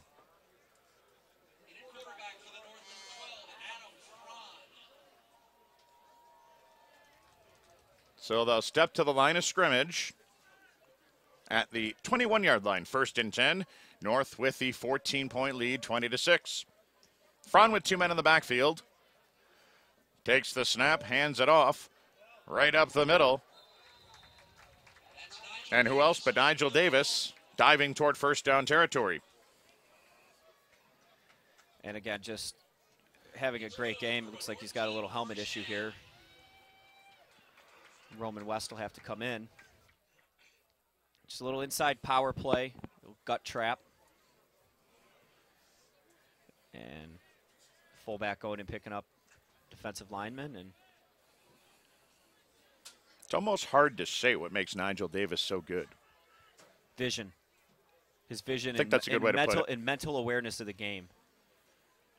Yeah, he's not the biggest. He's not the strongest. He's not necessarily the fastest. It is vision. He sees the field so well as Roman West takes over. Now this guy's sheer strength, and he's going to pick up another first down on the ground. Yeah, very nice cut, too, from Roman West. Planted that outside foot in the ground and was able to bounce it away and getting 13 yards. Again, that same little power play they just ran. So Coach Zantorio, again, might have found something else that he's pretty comfortable with in his playbook.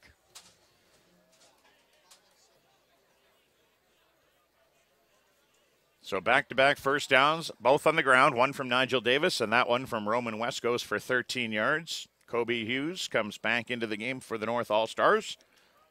The 6'4", 190-pound receiver out of Williamsville North has himself a touchdown on the day.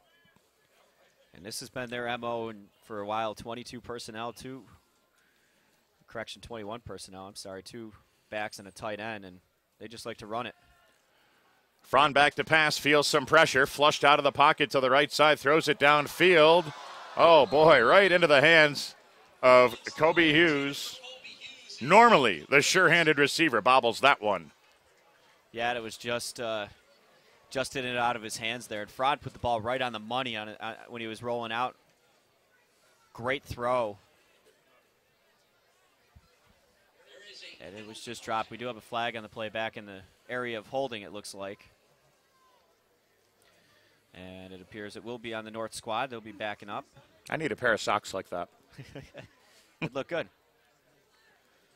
It'd look good on you. So we'll get the holding call on the North, and that will back them up here.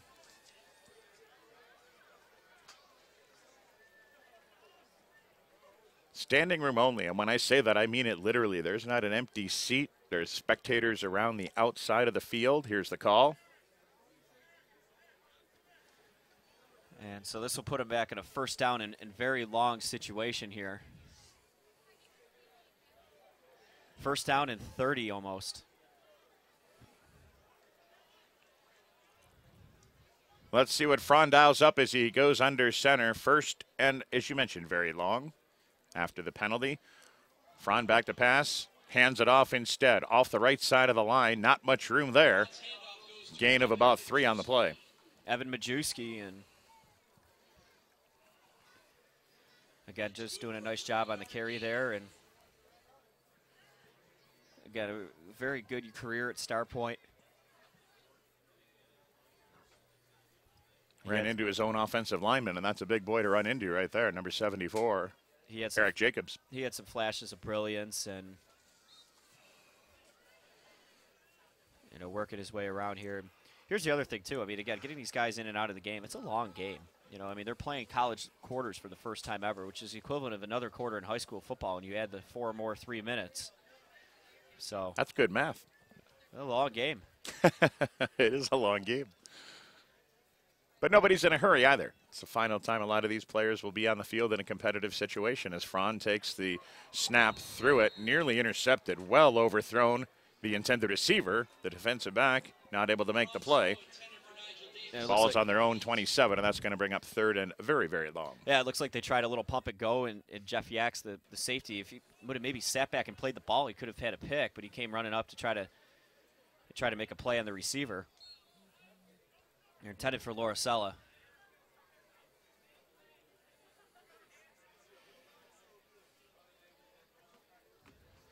So big, long 3rd down, and we'll see what we get here. We haven't seen really a screen yet. The defense is going to be sitting back. I would expect maybe some sort of a short pass or something safe. Yeah, the South defense has 2 safeties about 20 yards down the field, not even near the first down markers. So Fron is going to air it out. He underthrows Nigel Davis, who goes down to get it, but then pays the price well short of the first down. And again, a little extracurricular activity after the play. Rutledge got in on the tackle, as you see there. Again, he had that tackle on one of the opening plays in the game. Yeah, good athlete. So it's going to send the North into a punting situation, and it'll give the South another chance to get the offensive going.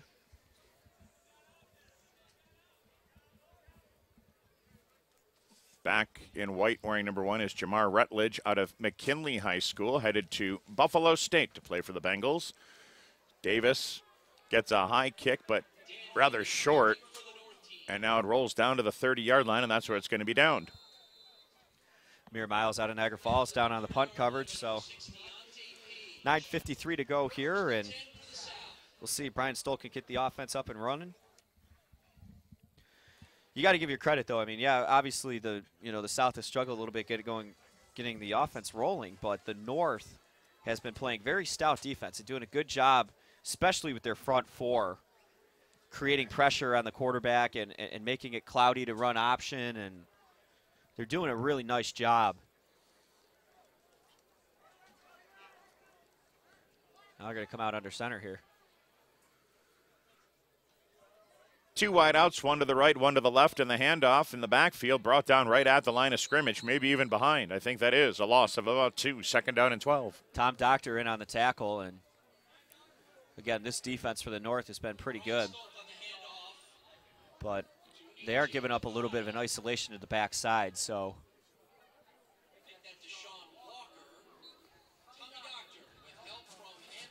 Swarming defense. Castellani on a tackle, too, and they talked about him in the production meeting the other day as well. From the shotgun, Stolt takes the snap.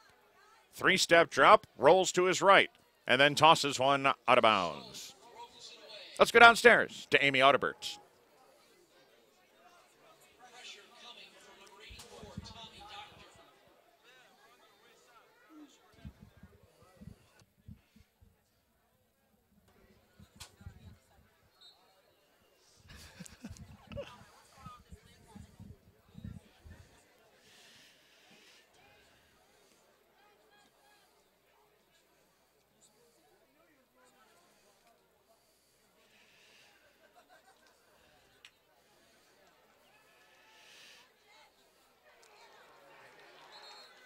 Classic.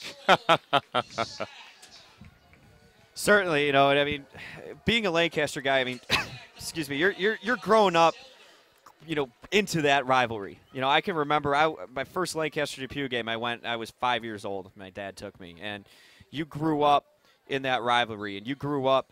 You didn't grow up going to Lancaster. You didn't grow up going to Depew. You grew up being a Lancaster Redskin, or you grew up being a Depew Wildcat, and that's pretty much what was ingrained into your head from the time that you were very little, and that's throughout the whole community. I mean, I still remember my junior year taking the motorcade, going to Depew, and seeing it was very, very friendly in the Lancaster parts of town, and then when we crossed into Broadway, you got some funny looks on the bus ride there, and it's a great rivalry. A lot of good is coming out of it. Coaching-wise, the coaching trees we talked about. Scott Zipp. Scott Zipp is a Depew guy. Frank Payne, his brother, they're Depew guys. Our own producer, David D, is a Depew guy, but I won't hold that against him. It's just been a great rivalry, and that's been harvested by very important figureheads in Western New York. Frank Constantino, Joe Foyle, Len Jankowitz, Dan McGrath, and now we're in a new era of the rivalry with Crick Stixon and Brian Wilson. But for years, and even going back to the Bill Kling and Emmett Dawson days from the 1930s, and the rivalry actually had to take a back seat in the 30s because it got a little heated. They wouldn't let him play because it was too intense in the 30s. And the only reason the rivalry came back to play in the 40s was because they were in the same division, and they had to play each other. So that rivalry goes back to 1919, and USA Today came out with a newspaper article years ago and rated it one of the top 15 rivalries in the country. Think about that. So, I mean, TNT's special, and I grew up a little bit in the TNT rivalry too. That's unbelievable. That is a whole week-long thing. You go to Canisius St. Joe's, that's just insanity. But there is purely nothing, and, well, USA Today said so, nothing like Lancaster Depew. And, even the venues. Look at the venue here, how beautiful of a stadium this is. Lancaster is one of the only football-only stadiums in Western New York. They bring the motorcade right through the back of the end zone. I remember the one year they took. Cool. I remember the one year they took a chunk off of the concession stand. It's just a special part of town for high school football. Nigel Davis scampers for first down yardage for the North as they cross into midfield, and they will move the chains with a 20-6 lead. But you heard Dylan Sekatursky talk about the fact, too, that He doesn't like being on the other side of the field. Derek Sekatursky, doesn't like being on the road side of the field. This is his home turf. Yeah, a little bit different there, and it's I could see that being a little bit troublesome, but even so, I mean, to play one more game on this field for him and for Mike Lamb and for Nick Yelich is just got to be special. I mean, I saw his buddies the Buno sitting over there earlier, and they were all excited, and they're out here supporting. And to play one more game for Coach Wilson, I know means a lot to them because I know he means a lot to a lot of players around this area. First down and the give again to Davis, who's been a workhorse here today. 2 touchdowns, two interceptions on the defensive side of the ball, and this time a run and a pickup of 5. Second down and 5 as you get a good look at Nigel Davis. Nice work from down low. Yeah, a very shifty run, and again, he's just been methodically and at times very not so methodically, very I don't even know what you want to call it. Really, he's just been everywhere tonight. And he has just been a tremendous force for this team. And the first 2 or 3 times he touched the ball, he was actually dropped for a loss. And then all of a sudden, the big explosion. That's the kind of guy he is. He can give you that one big burst when you least expect it. As Bronson is taken down on the keeper, picks up maybe 1 on the play, 3rd down. And a nice tackle in there, and that was Devin Linder, West Seneca East kid, who played for Jimmy Marino. He's going to also be going to Hobart College. Or actually, I apologize, Wagner College. I misread that. Wagner College, a very fine football establishment, so a good size on him. He was the quarterback for East Seneca this year.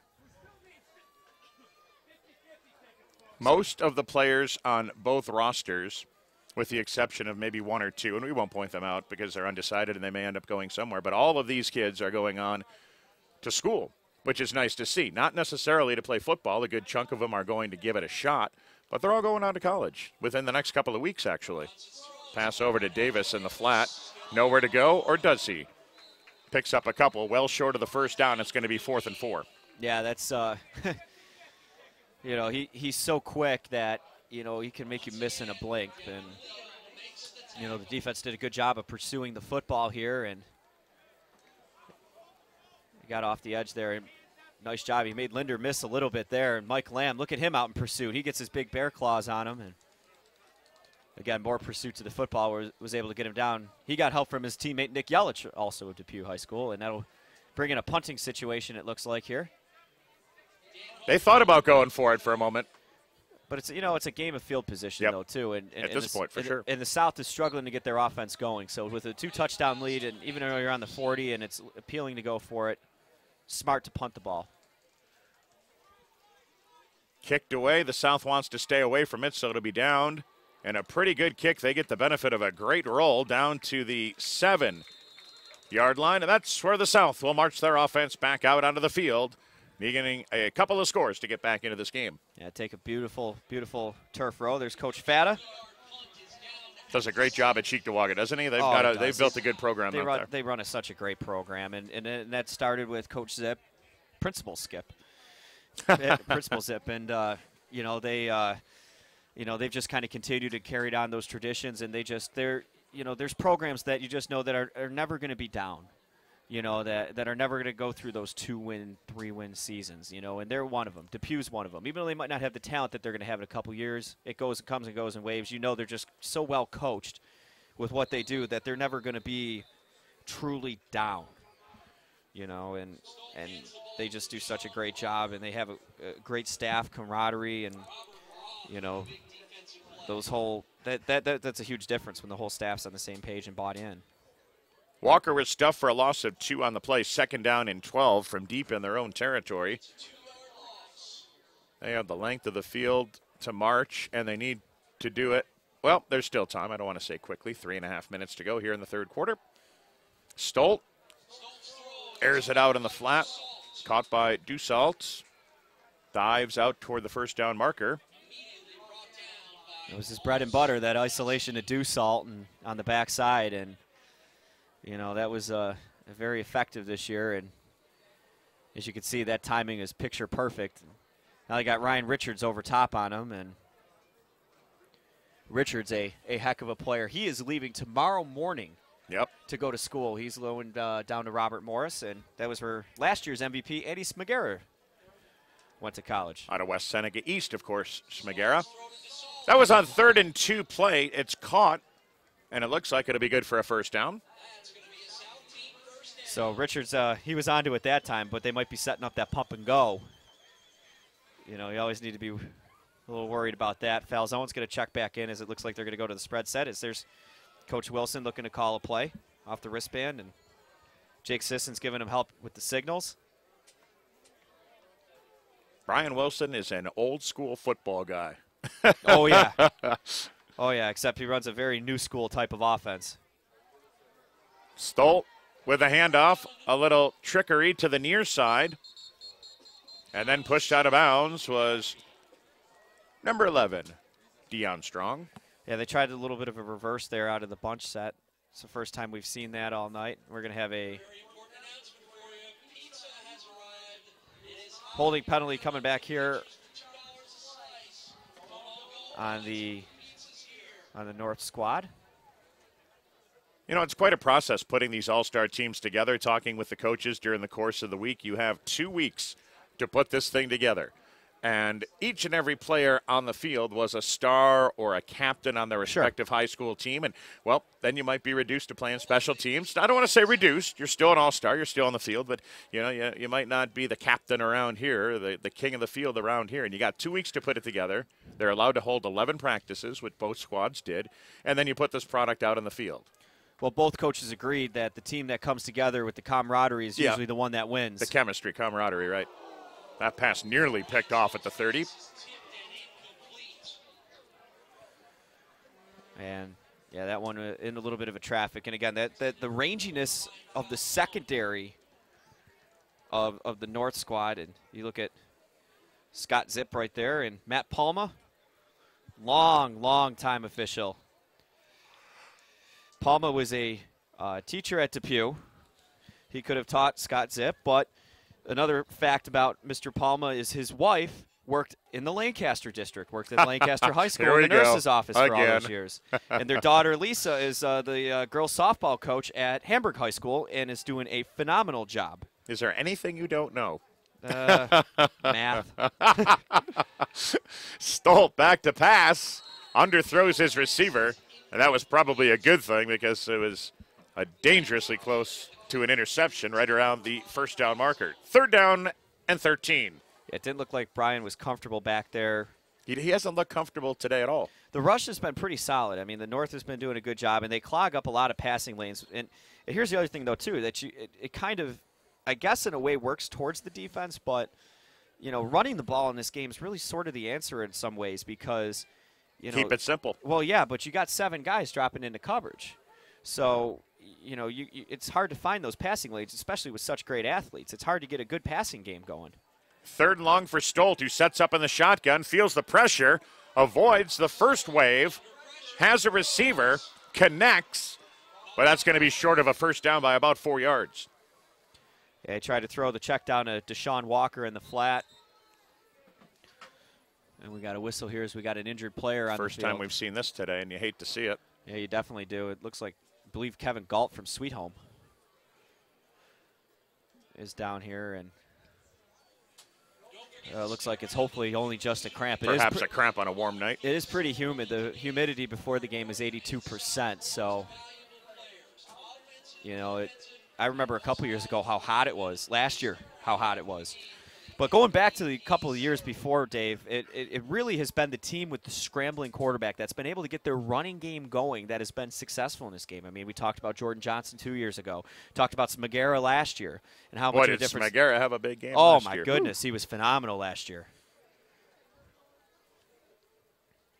So, you know, and they're doing a good job of bottling up Stolt and Jake Sisson, for that matter, as you see right there. You know, if you look at the seasons that, you know, they had Smigera did, you know, so much. Here's a look at Brian Stolten, you know, throws this great. Watch this catch by Hopsia right there. Tremendous one-handed grab at the end zone here against Depew. Just Brian had such an incredible season. And a great game at Ralph Wilson Stadium, he was tremendous. In a losing effort. I mean, the kid played his heart out. And, you know, you just hurt for a kid like that, you know, losing a game like that. And, you know, he was just so so solid. And Brian Stolt, he's on Twitter as I think everybody else is. He follows Time Warner Cable Sports Net New York, and you can follow us on Twitter as well as Brian Stolt, TWC Sports NY. But a little side interesting story about Brian Stolt on Twitter. He did not tweet once during high school football season. He said social media is too much of a distraction. He's got more important things to focus on. Got to respect that. And that is an incredibly mature kid. I'll tell you, I learned more from that kid this year and just how quarterbacks should be played and how quarterbacks should prepare. I learned way more from him than he'll ever have learned from me being around for a year there. And, he's just incredible. And he's going to have a great career at St. Lawrence because he's going to be determined to. And he's going to come into camp with a pedigree that those other quarterbacks probably don't have. And that's the ability to think, the ability to understand the game, the ability to be a leader, the ability to understand your teammates, the ability to understand situation, the ability to read your guys. That's what that kid does so special. Oh, he was brought up in a football culture. Oh, absolutely. I mean, his father is a football coach. His brother Tyler's playing at Brockport, and just he grew up with the game around him. And, I remember him in a JV game his 8th grade year. Maryville was playing. And Maryville at that time had a phenomenal JV team. I had those kids in modified, and they were very good. And that was 2 undefeated teams going after it. And I remember I watched how he managed that game. And it's unfair to quarterbacks sometimes because they tag the game-managing tag onto not-so-good quarterbacks. But he's a phenomenal quarterback. But he was so good at managing the game. He understood how to look at the referee and how to milk the clock as an 8th grader. It's just unbelievable. On 4th down, Stolt is going to watch this play from the sideline. Sisson is in, drops back as if he's going to pump it. He takes a long snap instead. Thought about throwing it, kicks it away, took a pretty hard hit.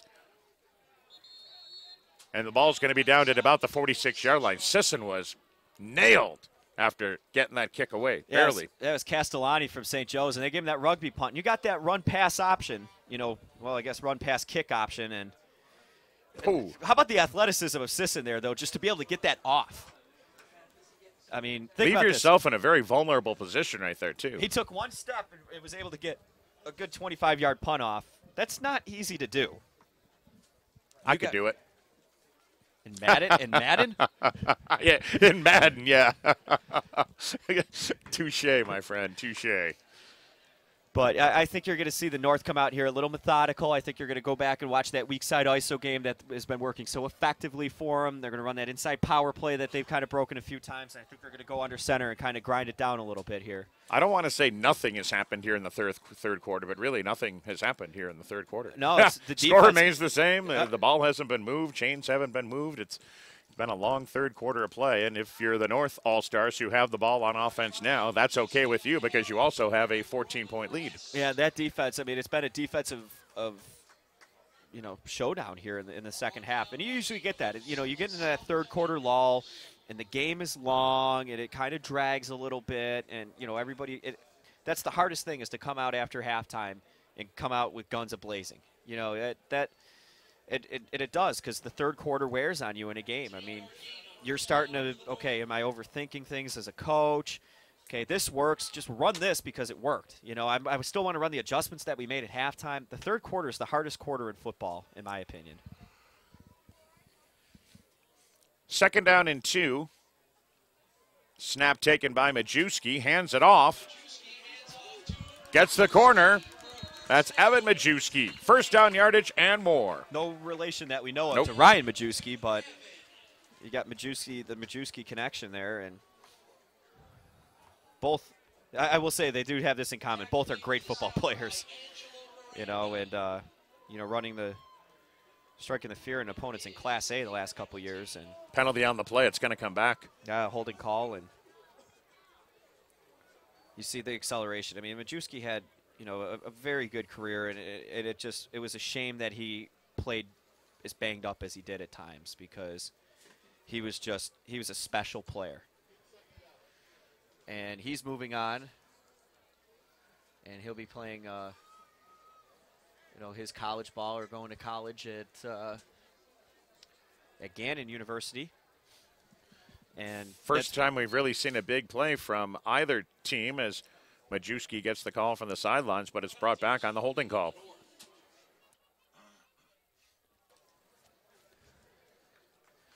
So a 2nd down and 7 brings it back. 31 seconds to go here in what's been a long third quarter. 2nd down and long after what would have been a 1st down run by Majewski. 2 men in the backfield. Back to pass. Aired out down the field. Dangerous ball, and it's caught. Lauricella catches the ball and is dragged down at the 13-yard line. Well, we always sit there and say, okay, who's the guy that nobody's heard about, that everybody will hear about at the end of this one? And definitely, I mean, my first pick was Lauricella.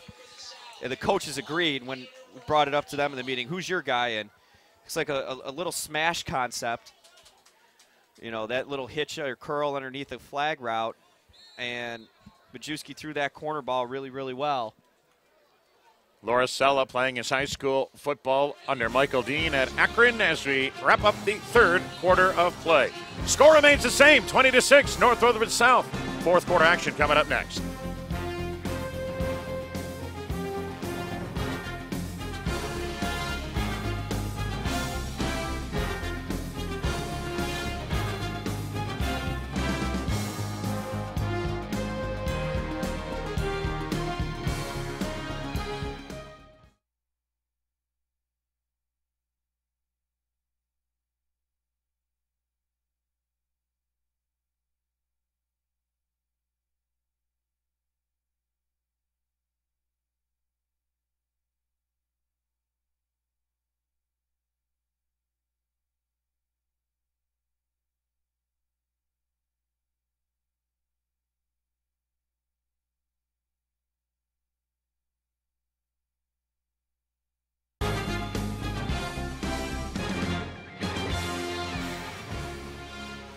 We head to the 4th quarter at Frank Constantino Stadium here in Depew High School, where the North All-Stars lead the South High School All-Stars 20-6.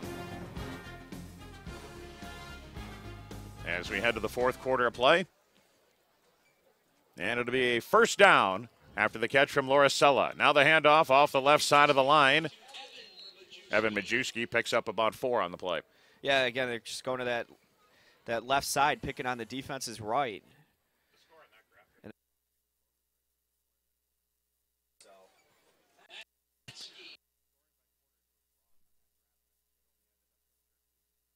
the tail of the game has been the efficiency of both teams, as the North has been pretty good in the red zone, but the South, again, 2 times inside the 10-yard line that they walked away with no points.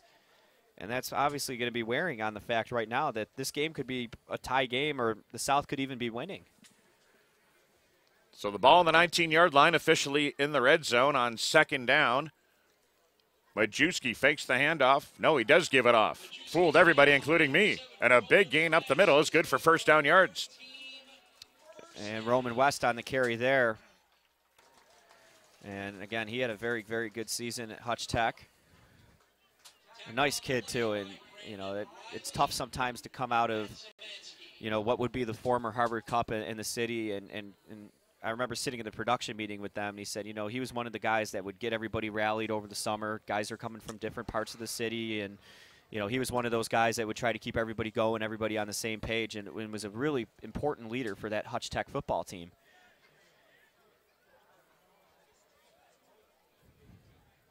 And now Nigel Davis checks back in the backfield. Nigel Davis, number 24 in blue, the 2nd man in the eye. Majewski goes under center. That was a 1st down, so 1st and 10.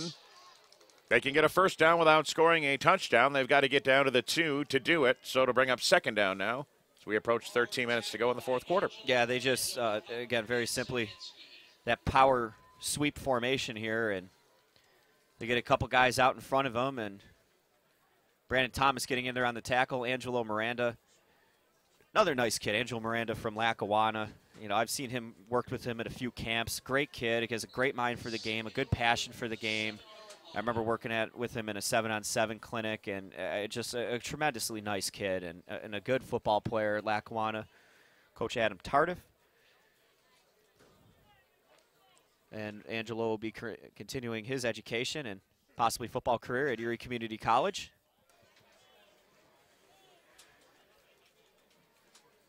2nd down and 5. As I mentioned, they can get a first down without scoring a touchdown. They need to get to the 2. This one aired to the corner of the end zone for Hughes. Just overthrown. 3rd down for the North. Yeah, I think they're a little comfortable with that one. Cannon did a nice job in coverage, and as you can see here, here's Williamsville North. Oh, let's see. Hey, we just look exactly like we saw, except they that was the play. got it there. That was actually thrown to Zach Kelly, nephew of Buffalo Bills Hall of Fame quarterback Jim Kelly, and son of Dan Kelly, who is on the Williamsville North coaching staff. Boy, Majewski and Kobe Hughes had such great chemistry during the season for Williamsville North. Well, they picked apart. I remember that first quarter of the Sweet Home game, they came out in that power I set, and they just isolated Hughes one-on-one, and they went right at Sweet Home. They did not back down or play games. They went right at him. 3rd and 5 in the red zone. Majewski hands it off to Nigel Davis, who scampers down toward the goal line. He's brought down short of the end zone. Fumble.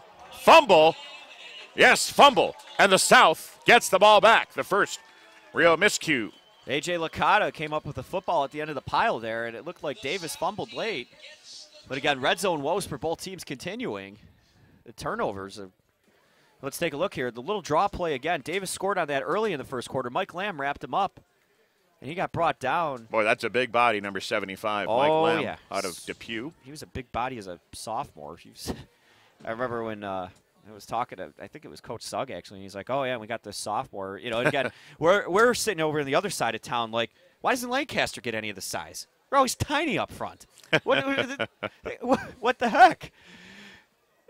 And then you look at Lamb. They got all these big guys, and he's like, "Oh yeah, we got a sophomore. He's like 6'5", 220 or 320." I'm like, "What?"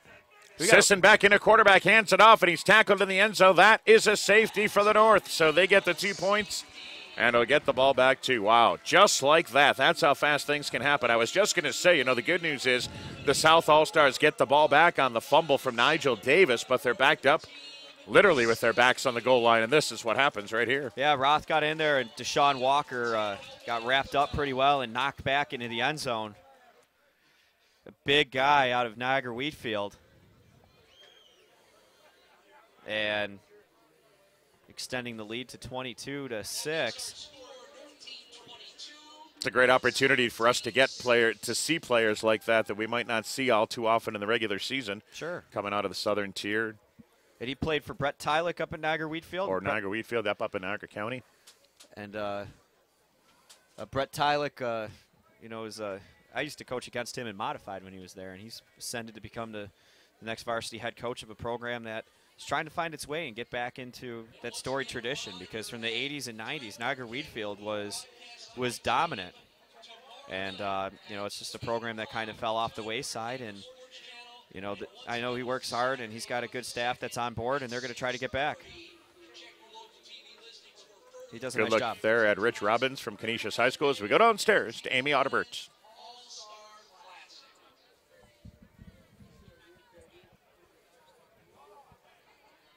Once again, because we have more than a 9-point deficit, the South team will receive the kickoff.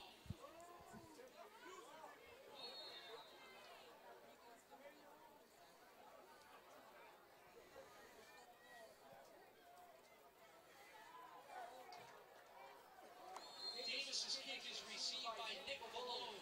Principal Scott Zipp, well-deserved, and one of the nicest guys, one of the better guys you'll meet around Western New York when you talk football. And he's always got a smile on his face and something funny to say about our producer and director, David D. Which makes him all right in my book. Absolutely. He's a great guy. And, I'm glad that, because usually when you go to the administrational side of things, it's hard to continue to coach. And coaching is certainly something that's in his blood. It's in his passion. And he's found a way to be able to continue to do that. So, good.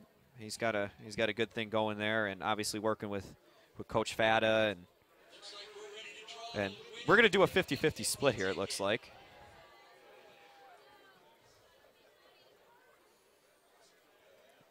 Take a look at the sequence of events that led up to the extra 2 points, if you will, put on the scoreboard for the North All-Stars. You see the fumble from Nigel Davis. Pretty close to being down, but a good call. But, boy, that is a big body at number 75, Mike Lamb. Yeah, very close. It looked like it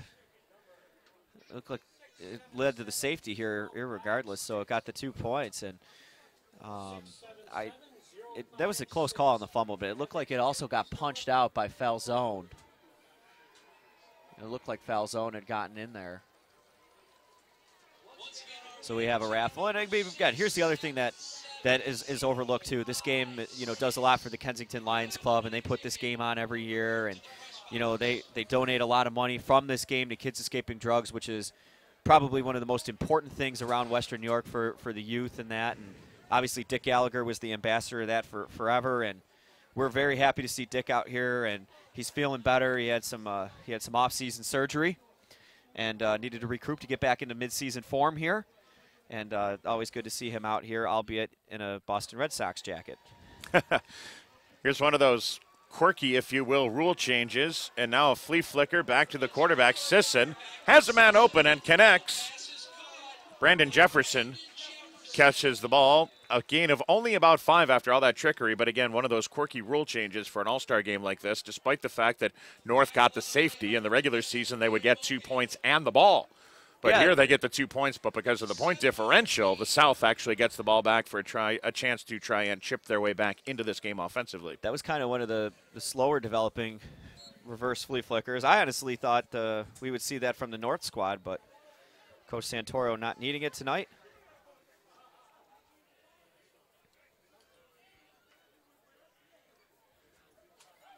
Second down and 3, we'll call it. Sisson back to pass, has some time. Now he doesn't.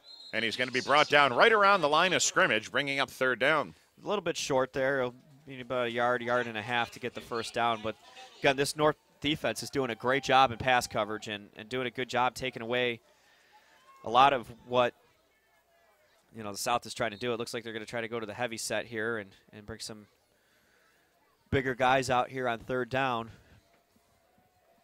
Go to that double tight wishbone set here. Boy, I can't get over how big number 75 Mike Lamb is. I didn't realize it, I guess, during the regular season, but listed at 6'7", 325, and he may be bigger than that playing for Depew High School. Oh yeah, he's he's a big kid, no doubt.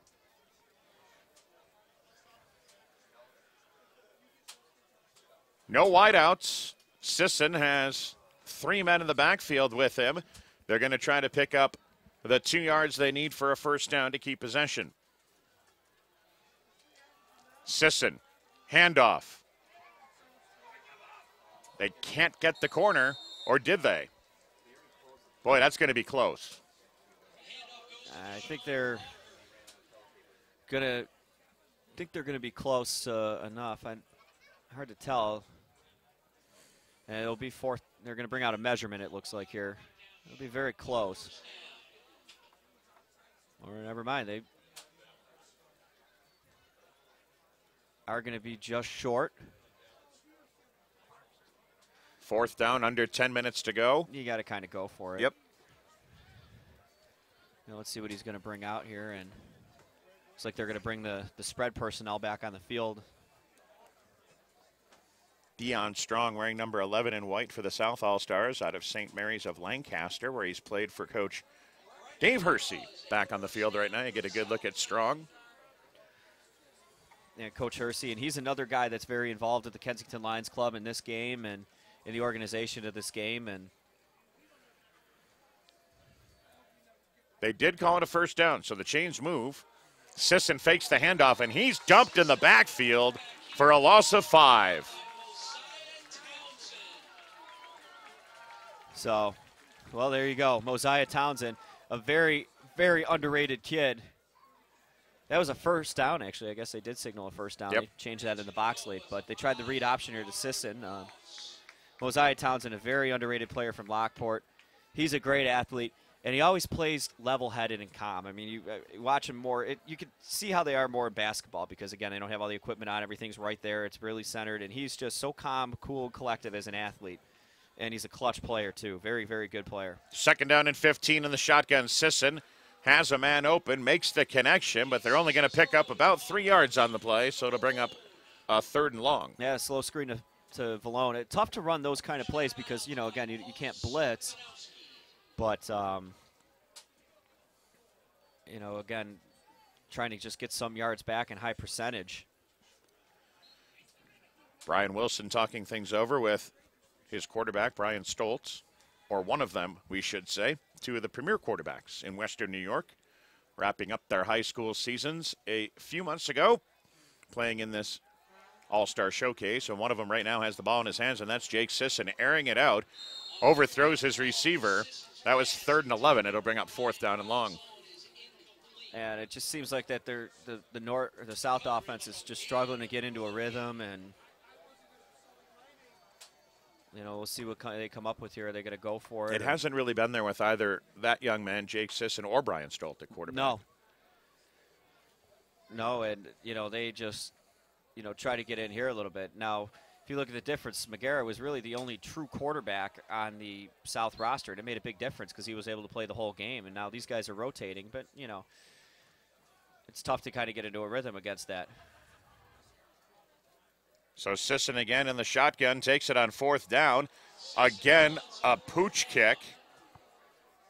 They're only going to pick up about 4 yards on that punt as it rolls out of bounds at midfield, giving the North All-Stars good field position with a 22-6 lead, 8:41 to go here in the 4th quarter. And that's tough to do. And, I think I've always been a little leery of that because I think you could break down the protection in rugby punt pretty easily, but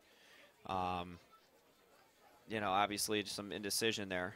Adam Frahn's going to come up here to take over the quarterback reins for the North. And would you work under the assumption that the North will try to take some time off the clock right now? Oh, or in sure. an all-star game, is there a different mentality? Sure, absolutely. I think that they're going to just kind of run what's been working. They've had some good stuff on run to that left side. I don't know how many times they've actually run to the the left side of the defense, right side of their offense. Everything's been going away. Clearly, and I hate to simplify things, as Frahn steps under center right at midfield, hands it off. That is Roman West. A good hard run to first down yardage. He's going to cross the 40-yard line, and that'll move the change. But again, I don't want to simplify things, but I think clearly the difference in this game has obviously been number 24. Yeah, they've just been, again, methodically moving the football. Just Nigel Davis. 2 touchdowns. He's done the kicking duties. Sure. 2 interceptions on defense, and the 1 interception perhaps saved a touchdown. Yeah. Take 2 touchdowns from Nigel Davis off the board, put 1 more for the South team on, and it's a whole different game. Again, that oversimplifies things because everybody makes their contributions during Sure. the course of a long football game, but clearly Nigel Davis has been the difference. Consistently all night he has.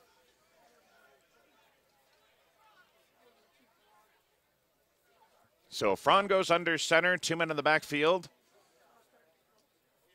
as they have the ball 1st and 10 from the 40. The handoff and another good hard run. Boy, you could hear the helmets popping down there. Some good hard hitting. And that was Mosiah Townsend, and we just talked about him, and got a very capable ball player. So a nice run of 7 yards. And again, they're just methodically grinding the ball down the field and picking on that left side right there. So Adam Frahn, the quarterback for the North team, 6'4", 210 pounds, from Kenmore West, where he played under high school coach Rich Harris, and we'll move on to Ithaca College in a couple of weeks. Frahn is under center now, 2 men again in the backfield. Long count, handoff, a run for first down, yardage, perhaps. Yes, he crossed the 30. And that'll be a first down as we head down to the field and check in with Amy again.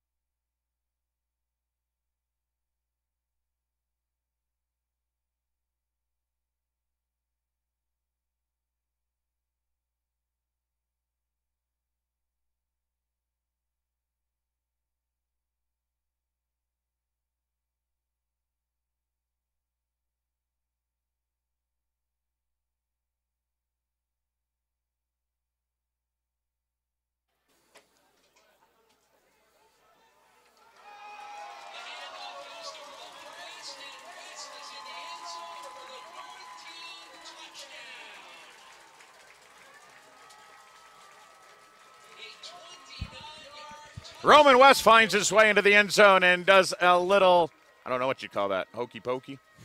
some sort of an end zone dance, but he did a nice job, just a little misdirection play, and he cuts it back across the grain. And, quietly, he's had a great game running the ball, too. And, I mean, of course, we've talked about Nigel Davis, but, I mean, Roman West has had a very nice game. Putting him up 28-6. And, I don't think you really expected a North blowout. Nigel Davis on to add the extra point. High snap, they get it down. And that's going to be no good. So the score does remain 28-6. That was Amy had Gene Zinni down there. Long time coach in this area. There's your misdirection play. Missed tackle and then a cutback and a couple good blocks on the perimeter, sealing them off. And a touchdown there. And Devin Leo, number 55, was the first man to have contact right there. Couldn't pull him down. Leo out of West Seneca West High School, but notice Leo didn't give up. He's also one of the last men to chase him down into the end zone. Didn't quite get there, but he was the first man to have contact. West broke free and then did a little dance in the end zone, too. I really don't know what you call that. Having a little fun. Sir, absolutely. That's good enough for me. So, but again, just a good football player, and was very, very crucial to that Hutch Tech team this past year. And down with Amy Audibert, too, as well.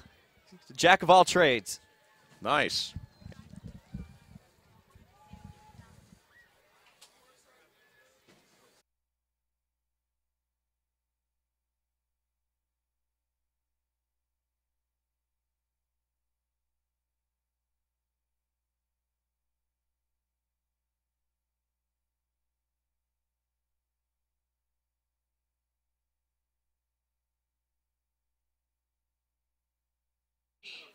Well, there you have it. What do you say?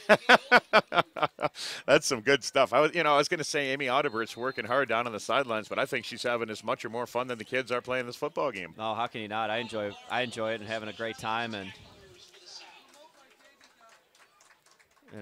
it's great because it's really what high school football is all about. And again, you're closing the storybook on so many great players in this area. So many great stories. I mean, again, Jake Sisson was the all-time leading single-season passer, the all-time single-game passer. That Jamestown team last year averaged over 50 points a game. That's mind-boggling. They were phenomenal. They scored 69 points against Kenmore West. I mean, you score 58 and 69 points against the same team in the same season, one of them in a playoff game. Things are clicking. Okay, now you fast forward Ken West to today. Ken West has a lot of good athletes. You fast forward to today as Mike Fata, the head coach at Cheektowaga, and Brian Wilson, the head coach closer to you from Depew, try to find some answers late in this football game. But you fast forward to today, a guy like Jake Sisson put up all those numbers and broke so many records and averaged over 50 points a game. They've been held to 6 here today, and he's surrounded with all-stars. But the problem is you've got all-stars on the other side of the football, too. No, rhythm has a big part to do with it, but I'll tell you what, here, this should be interesting. Sisson out in the flat, and now a throw downfield, and that is intercepted. I believe it's Kobe Hughes. The interception from Kyle Barna with a pickoff. I don't remember this many interceptions in a Lions All-Star Classic. We've been doing this game for a while now. The ball's been turned over a ton today. Yeah, I mean, it's like, all right, give it a shot. Have some fun here. A little interesting there. You see he throws without the laces, but, just an interception. And Brandon Jefferson, a wide receiver from South Park High School, where he played under Tim Delaney, threw that pass. Of course, Tim Delaney coached in this game last year for the South. Yeah, he was the coach of the South in this game last year, and I believe he played in the game in 1998. Yep, correct. Remember that South Park? The last South Park team to win a Harvard Cup, I believe, if I remember correctly as well. Our good buddy, Coach Delaney. I'll tell you what, his team is loaded this year. South Park should have a very, very solid season. They are easily one of the favorites in Class A. You saw a moment ago the graphic on the screen. 4 turnovers for the South All-Star team, and all 4 were interceptions. Yeah. 2 of them from Nigel Davis. Yeah, tough day at the office. But, I think that's a tribute to just how well this North secondary has played. They've played disciplined, they've played under control, and they've done a good job of matching guys up. And Coach Robbins had mentioned some of the things they're going to try to do coverage-wise, and you know they had a pretty good plan coming in here and put guys in the right places. Dan Brunson back in a quarterback for the North All-Stars with a comfortable lead, 6 foot tall, 190 pounds from Lockport High School. Played for his father, who's the head coach, Greg Brunson. And Dan will be headed to the University of Rochester. And we talked about at the top of the broadcast how he missed the entire season after suffering a collarbone injury in week 1. But got the start here today, and he's back in a quarterback. They'll move the chains one more time as we approach 4 minutes remaining here in the fourth quarter. And you hate to see that, too. I mean, again, he's such a nice kid and, you know, a competitor and a great player. And, you know, I'm glad that he was able to get into this game here. I mean, that's very, very nice. And he did have a very good basketball season for Lockport, who almost upended Jamestown. They played a heck of a game against Jamestown at Buffalo State. And, you know, Danny Bronson was a big part of that team. Bronson under center on the long count is going to hand it off, and drag down in the backfield is Evan Majewski. They just want to keep the clock running at this point. Sure. He's taken down by Matt Szymanski. Another Lancaster player will be headed to Brockport. Has another Lancaster connection. His coach Jason Mangoni is the head coach there. He's quarterback from the Lancaster Redskin team. And played for Len Jankowitz, a legend. Probably the only person I think on the list that we haven't seen tonight has been Coach Jankowitz.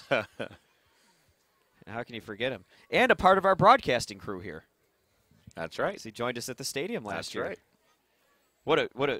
What a perfect move that is, to go from the coaching to the broadcasting thing. He's got the voice for it. Does he ever? The voice of God. He's got a face for radio. Me or Coach Jacobs? How can you insult the legend like that? I'm not saying that again. Wow, Miller. He who cast the first stone there. All right. Getting a little punchy as we approach our third hour on the air. This is one long football game, my friend. But you know what? It's football, buddy. It's football season. I'm so excited for this year. I don't think I've been this excited for a football season in a while, and you know, I think there's some great storylines going into Western New York this year. And you'll be spending a lot of time in Springville. That is correct, yes. Head coach Rob Valenti and an old friend of mine, Coach Jancy, will be heading down there. It's just a perfect fit. And the kids are down there. That's one heck of a staff you guys have built down there. Yeah, we're pretty lucky, and we're very excited. And the kids are working really hard right now. We're going 4 days a week, and you know, trying to learn that option stuff that we did, and we're kind of an unknown entity right now. Nobody really knows what to expect from us, but I think it looks pretty promising this year, and we got some pretty special kids. So, Majewski dragged down right along the near sideline, stays in bounds, so the clock will continue to move, and that's good news for the North. Yeah, I mean, they played such a great game, especially on defense, and good blocking. That's a player too. Kyle Barner out of Medina, number 8 there. He's had a nice game. He had a very good season for the Medina Mustangs as well, and a very tough physical player. Linebacker, tight end, fullback type. Played that. If you were to script a prototypical H-back, where he plays sometimes in the slot, in the backfield, offset, a wing, a tight end, played everything.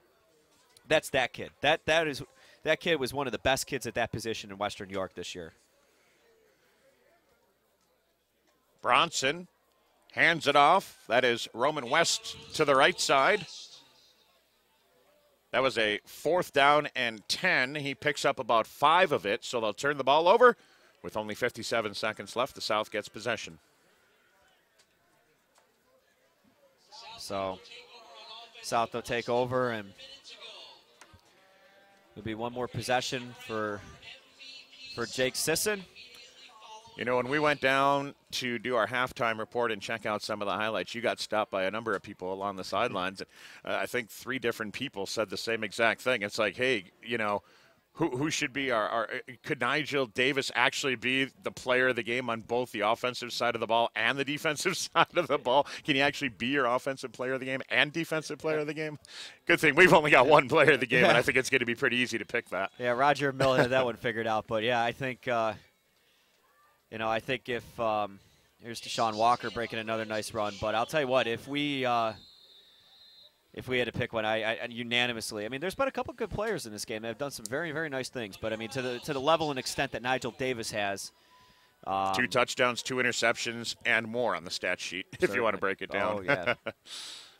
You see Coach Fata, Coach Wilson, Coach Dorenzo in the background. And we talk about rivalries. Cheektowaga Depew's not exactly one of the big rivalries, but they're still a rivalry. And to see them two on the sidelines and getting along and laughing, and they're not laughing now. Their team is down 28-6 as we put the wraps on this All-Star game. But it is nice to see the camaraderie. The problem was, they're different divisions at all different times, and now they're back in the same division. Now that B is 3 divisions, they're in that Central Division. So they would play in a non-league game at times when they were able to schedule another non-league game. And, hopefully boy, you don't like to see this. No, right. Finish that thought, but, boy, get an injury at any point in the game, but with 4 seconds left in a game that's already been decided. Yeah, I mean, got to hope it's nothing too serious. That's Jake Cullen from Orchard Park. He's a very nice kid as well, and a nice football player, and he had a very good career for the Orchard Park Quakers. Well, here's some water, and that's a bucket, and that's usually means bad intentions if you're a coach. Galley gets caught on film too. I remember Bobby Mullen, who was the first guy I ever worked for. Here we go. We're going to follow this one. Coach Santoro, I think, is getting a little soaked here. But I remember Coach Mullen telling me, he's like, "Hey, smart coach covers every detail. We always send an assistant to dump out the ice bucket." Taught me that in 2007. But yeah, that's usually got bad intentions written all over it. Better water than Gatorade, because Gatorade is sticky, and that's a long ride back to Grand Island for Coach, especially if he wants to get something to eat on And the at least way. it's a warm night, too. There we go. He didn't see it coming. Nope. Come on. He didn't see it coming. The crowd loves it. Look at the players. But you know what? Here's what's great about it, though, too. Here's what's great.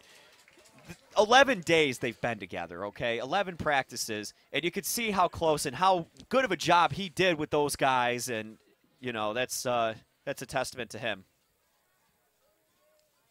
Last play of the game, barring a penalty flag. Pass out to midfield, falls incomplete, and this one goes into the record books. The 2014 AdPro Sports Kensington Lions Club All-Star Classic belongs to the North All-Stars as they beat the South All-Stars by a score of 28-6 here at Depew High School. Back with some post-game thoughts coming up in a moment on Time Warner Cable Sports Channel.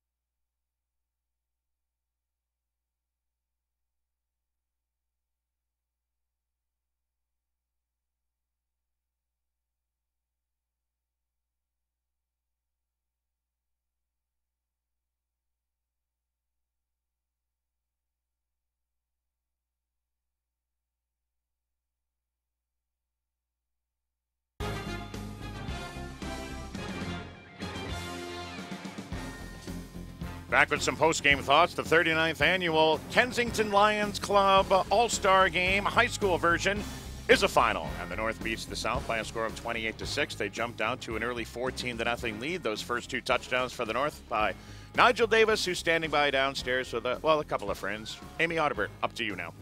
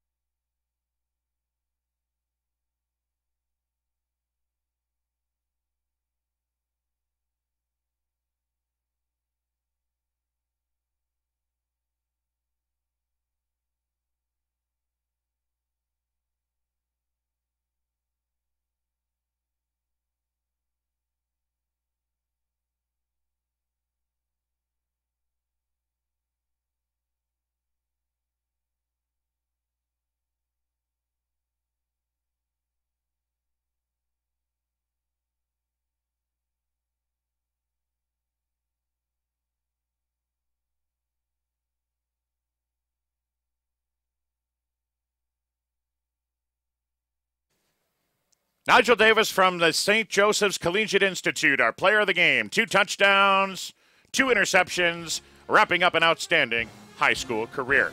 Our final score, the North beats the South 28-6. Sean Brusso and I will be back with a final word when our post-game coverage continues next on Time Warner Cable Sports Channel.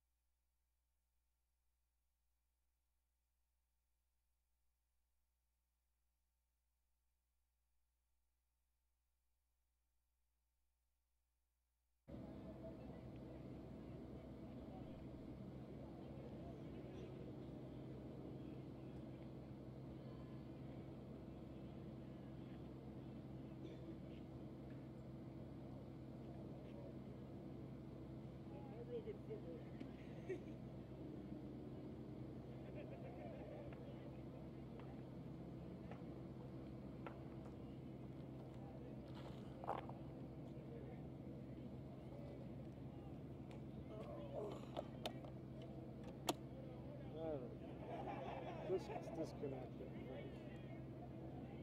Yes. It's all yours. Thank I know how you, much you thank love you. that microphone. Well, thank you. Oh, this microphone. It's only got an interview Yeah. I was hoping to get that for my demo reel. Yeah, that coach for North is kind of short. But he was good. Yeah, he was He good. was good. Like, so that's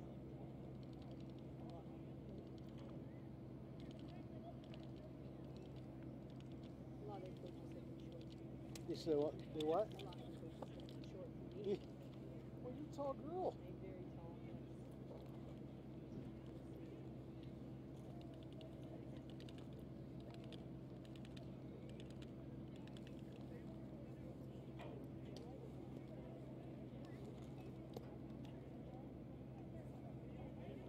That kid was super nice too. Mhm. You could tell he was a nice, Humble. nice character.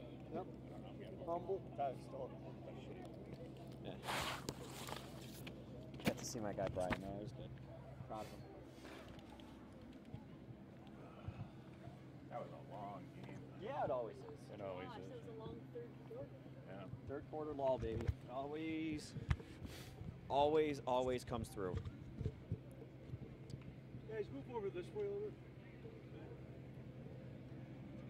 You see the monitor over? Mhm. Is it on this thing? No, not yet. Not on. I don't think we need it. He's giving a comment. We're getting out. That's Yeah. all I think we're doing. Keep it short and sweet.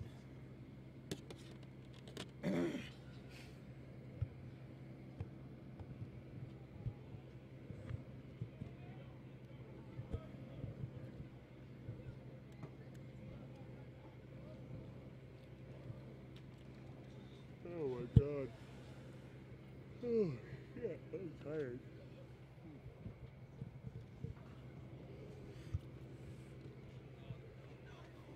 Can you hear him? No. Oh, he can't hear you. Tell him no. I'll tell you what he says. Shake no.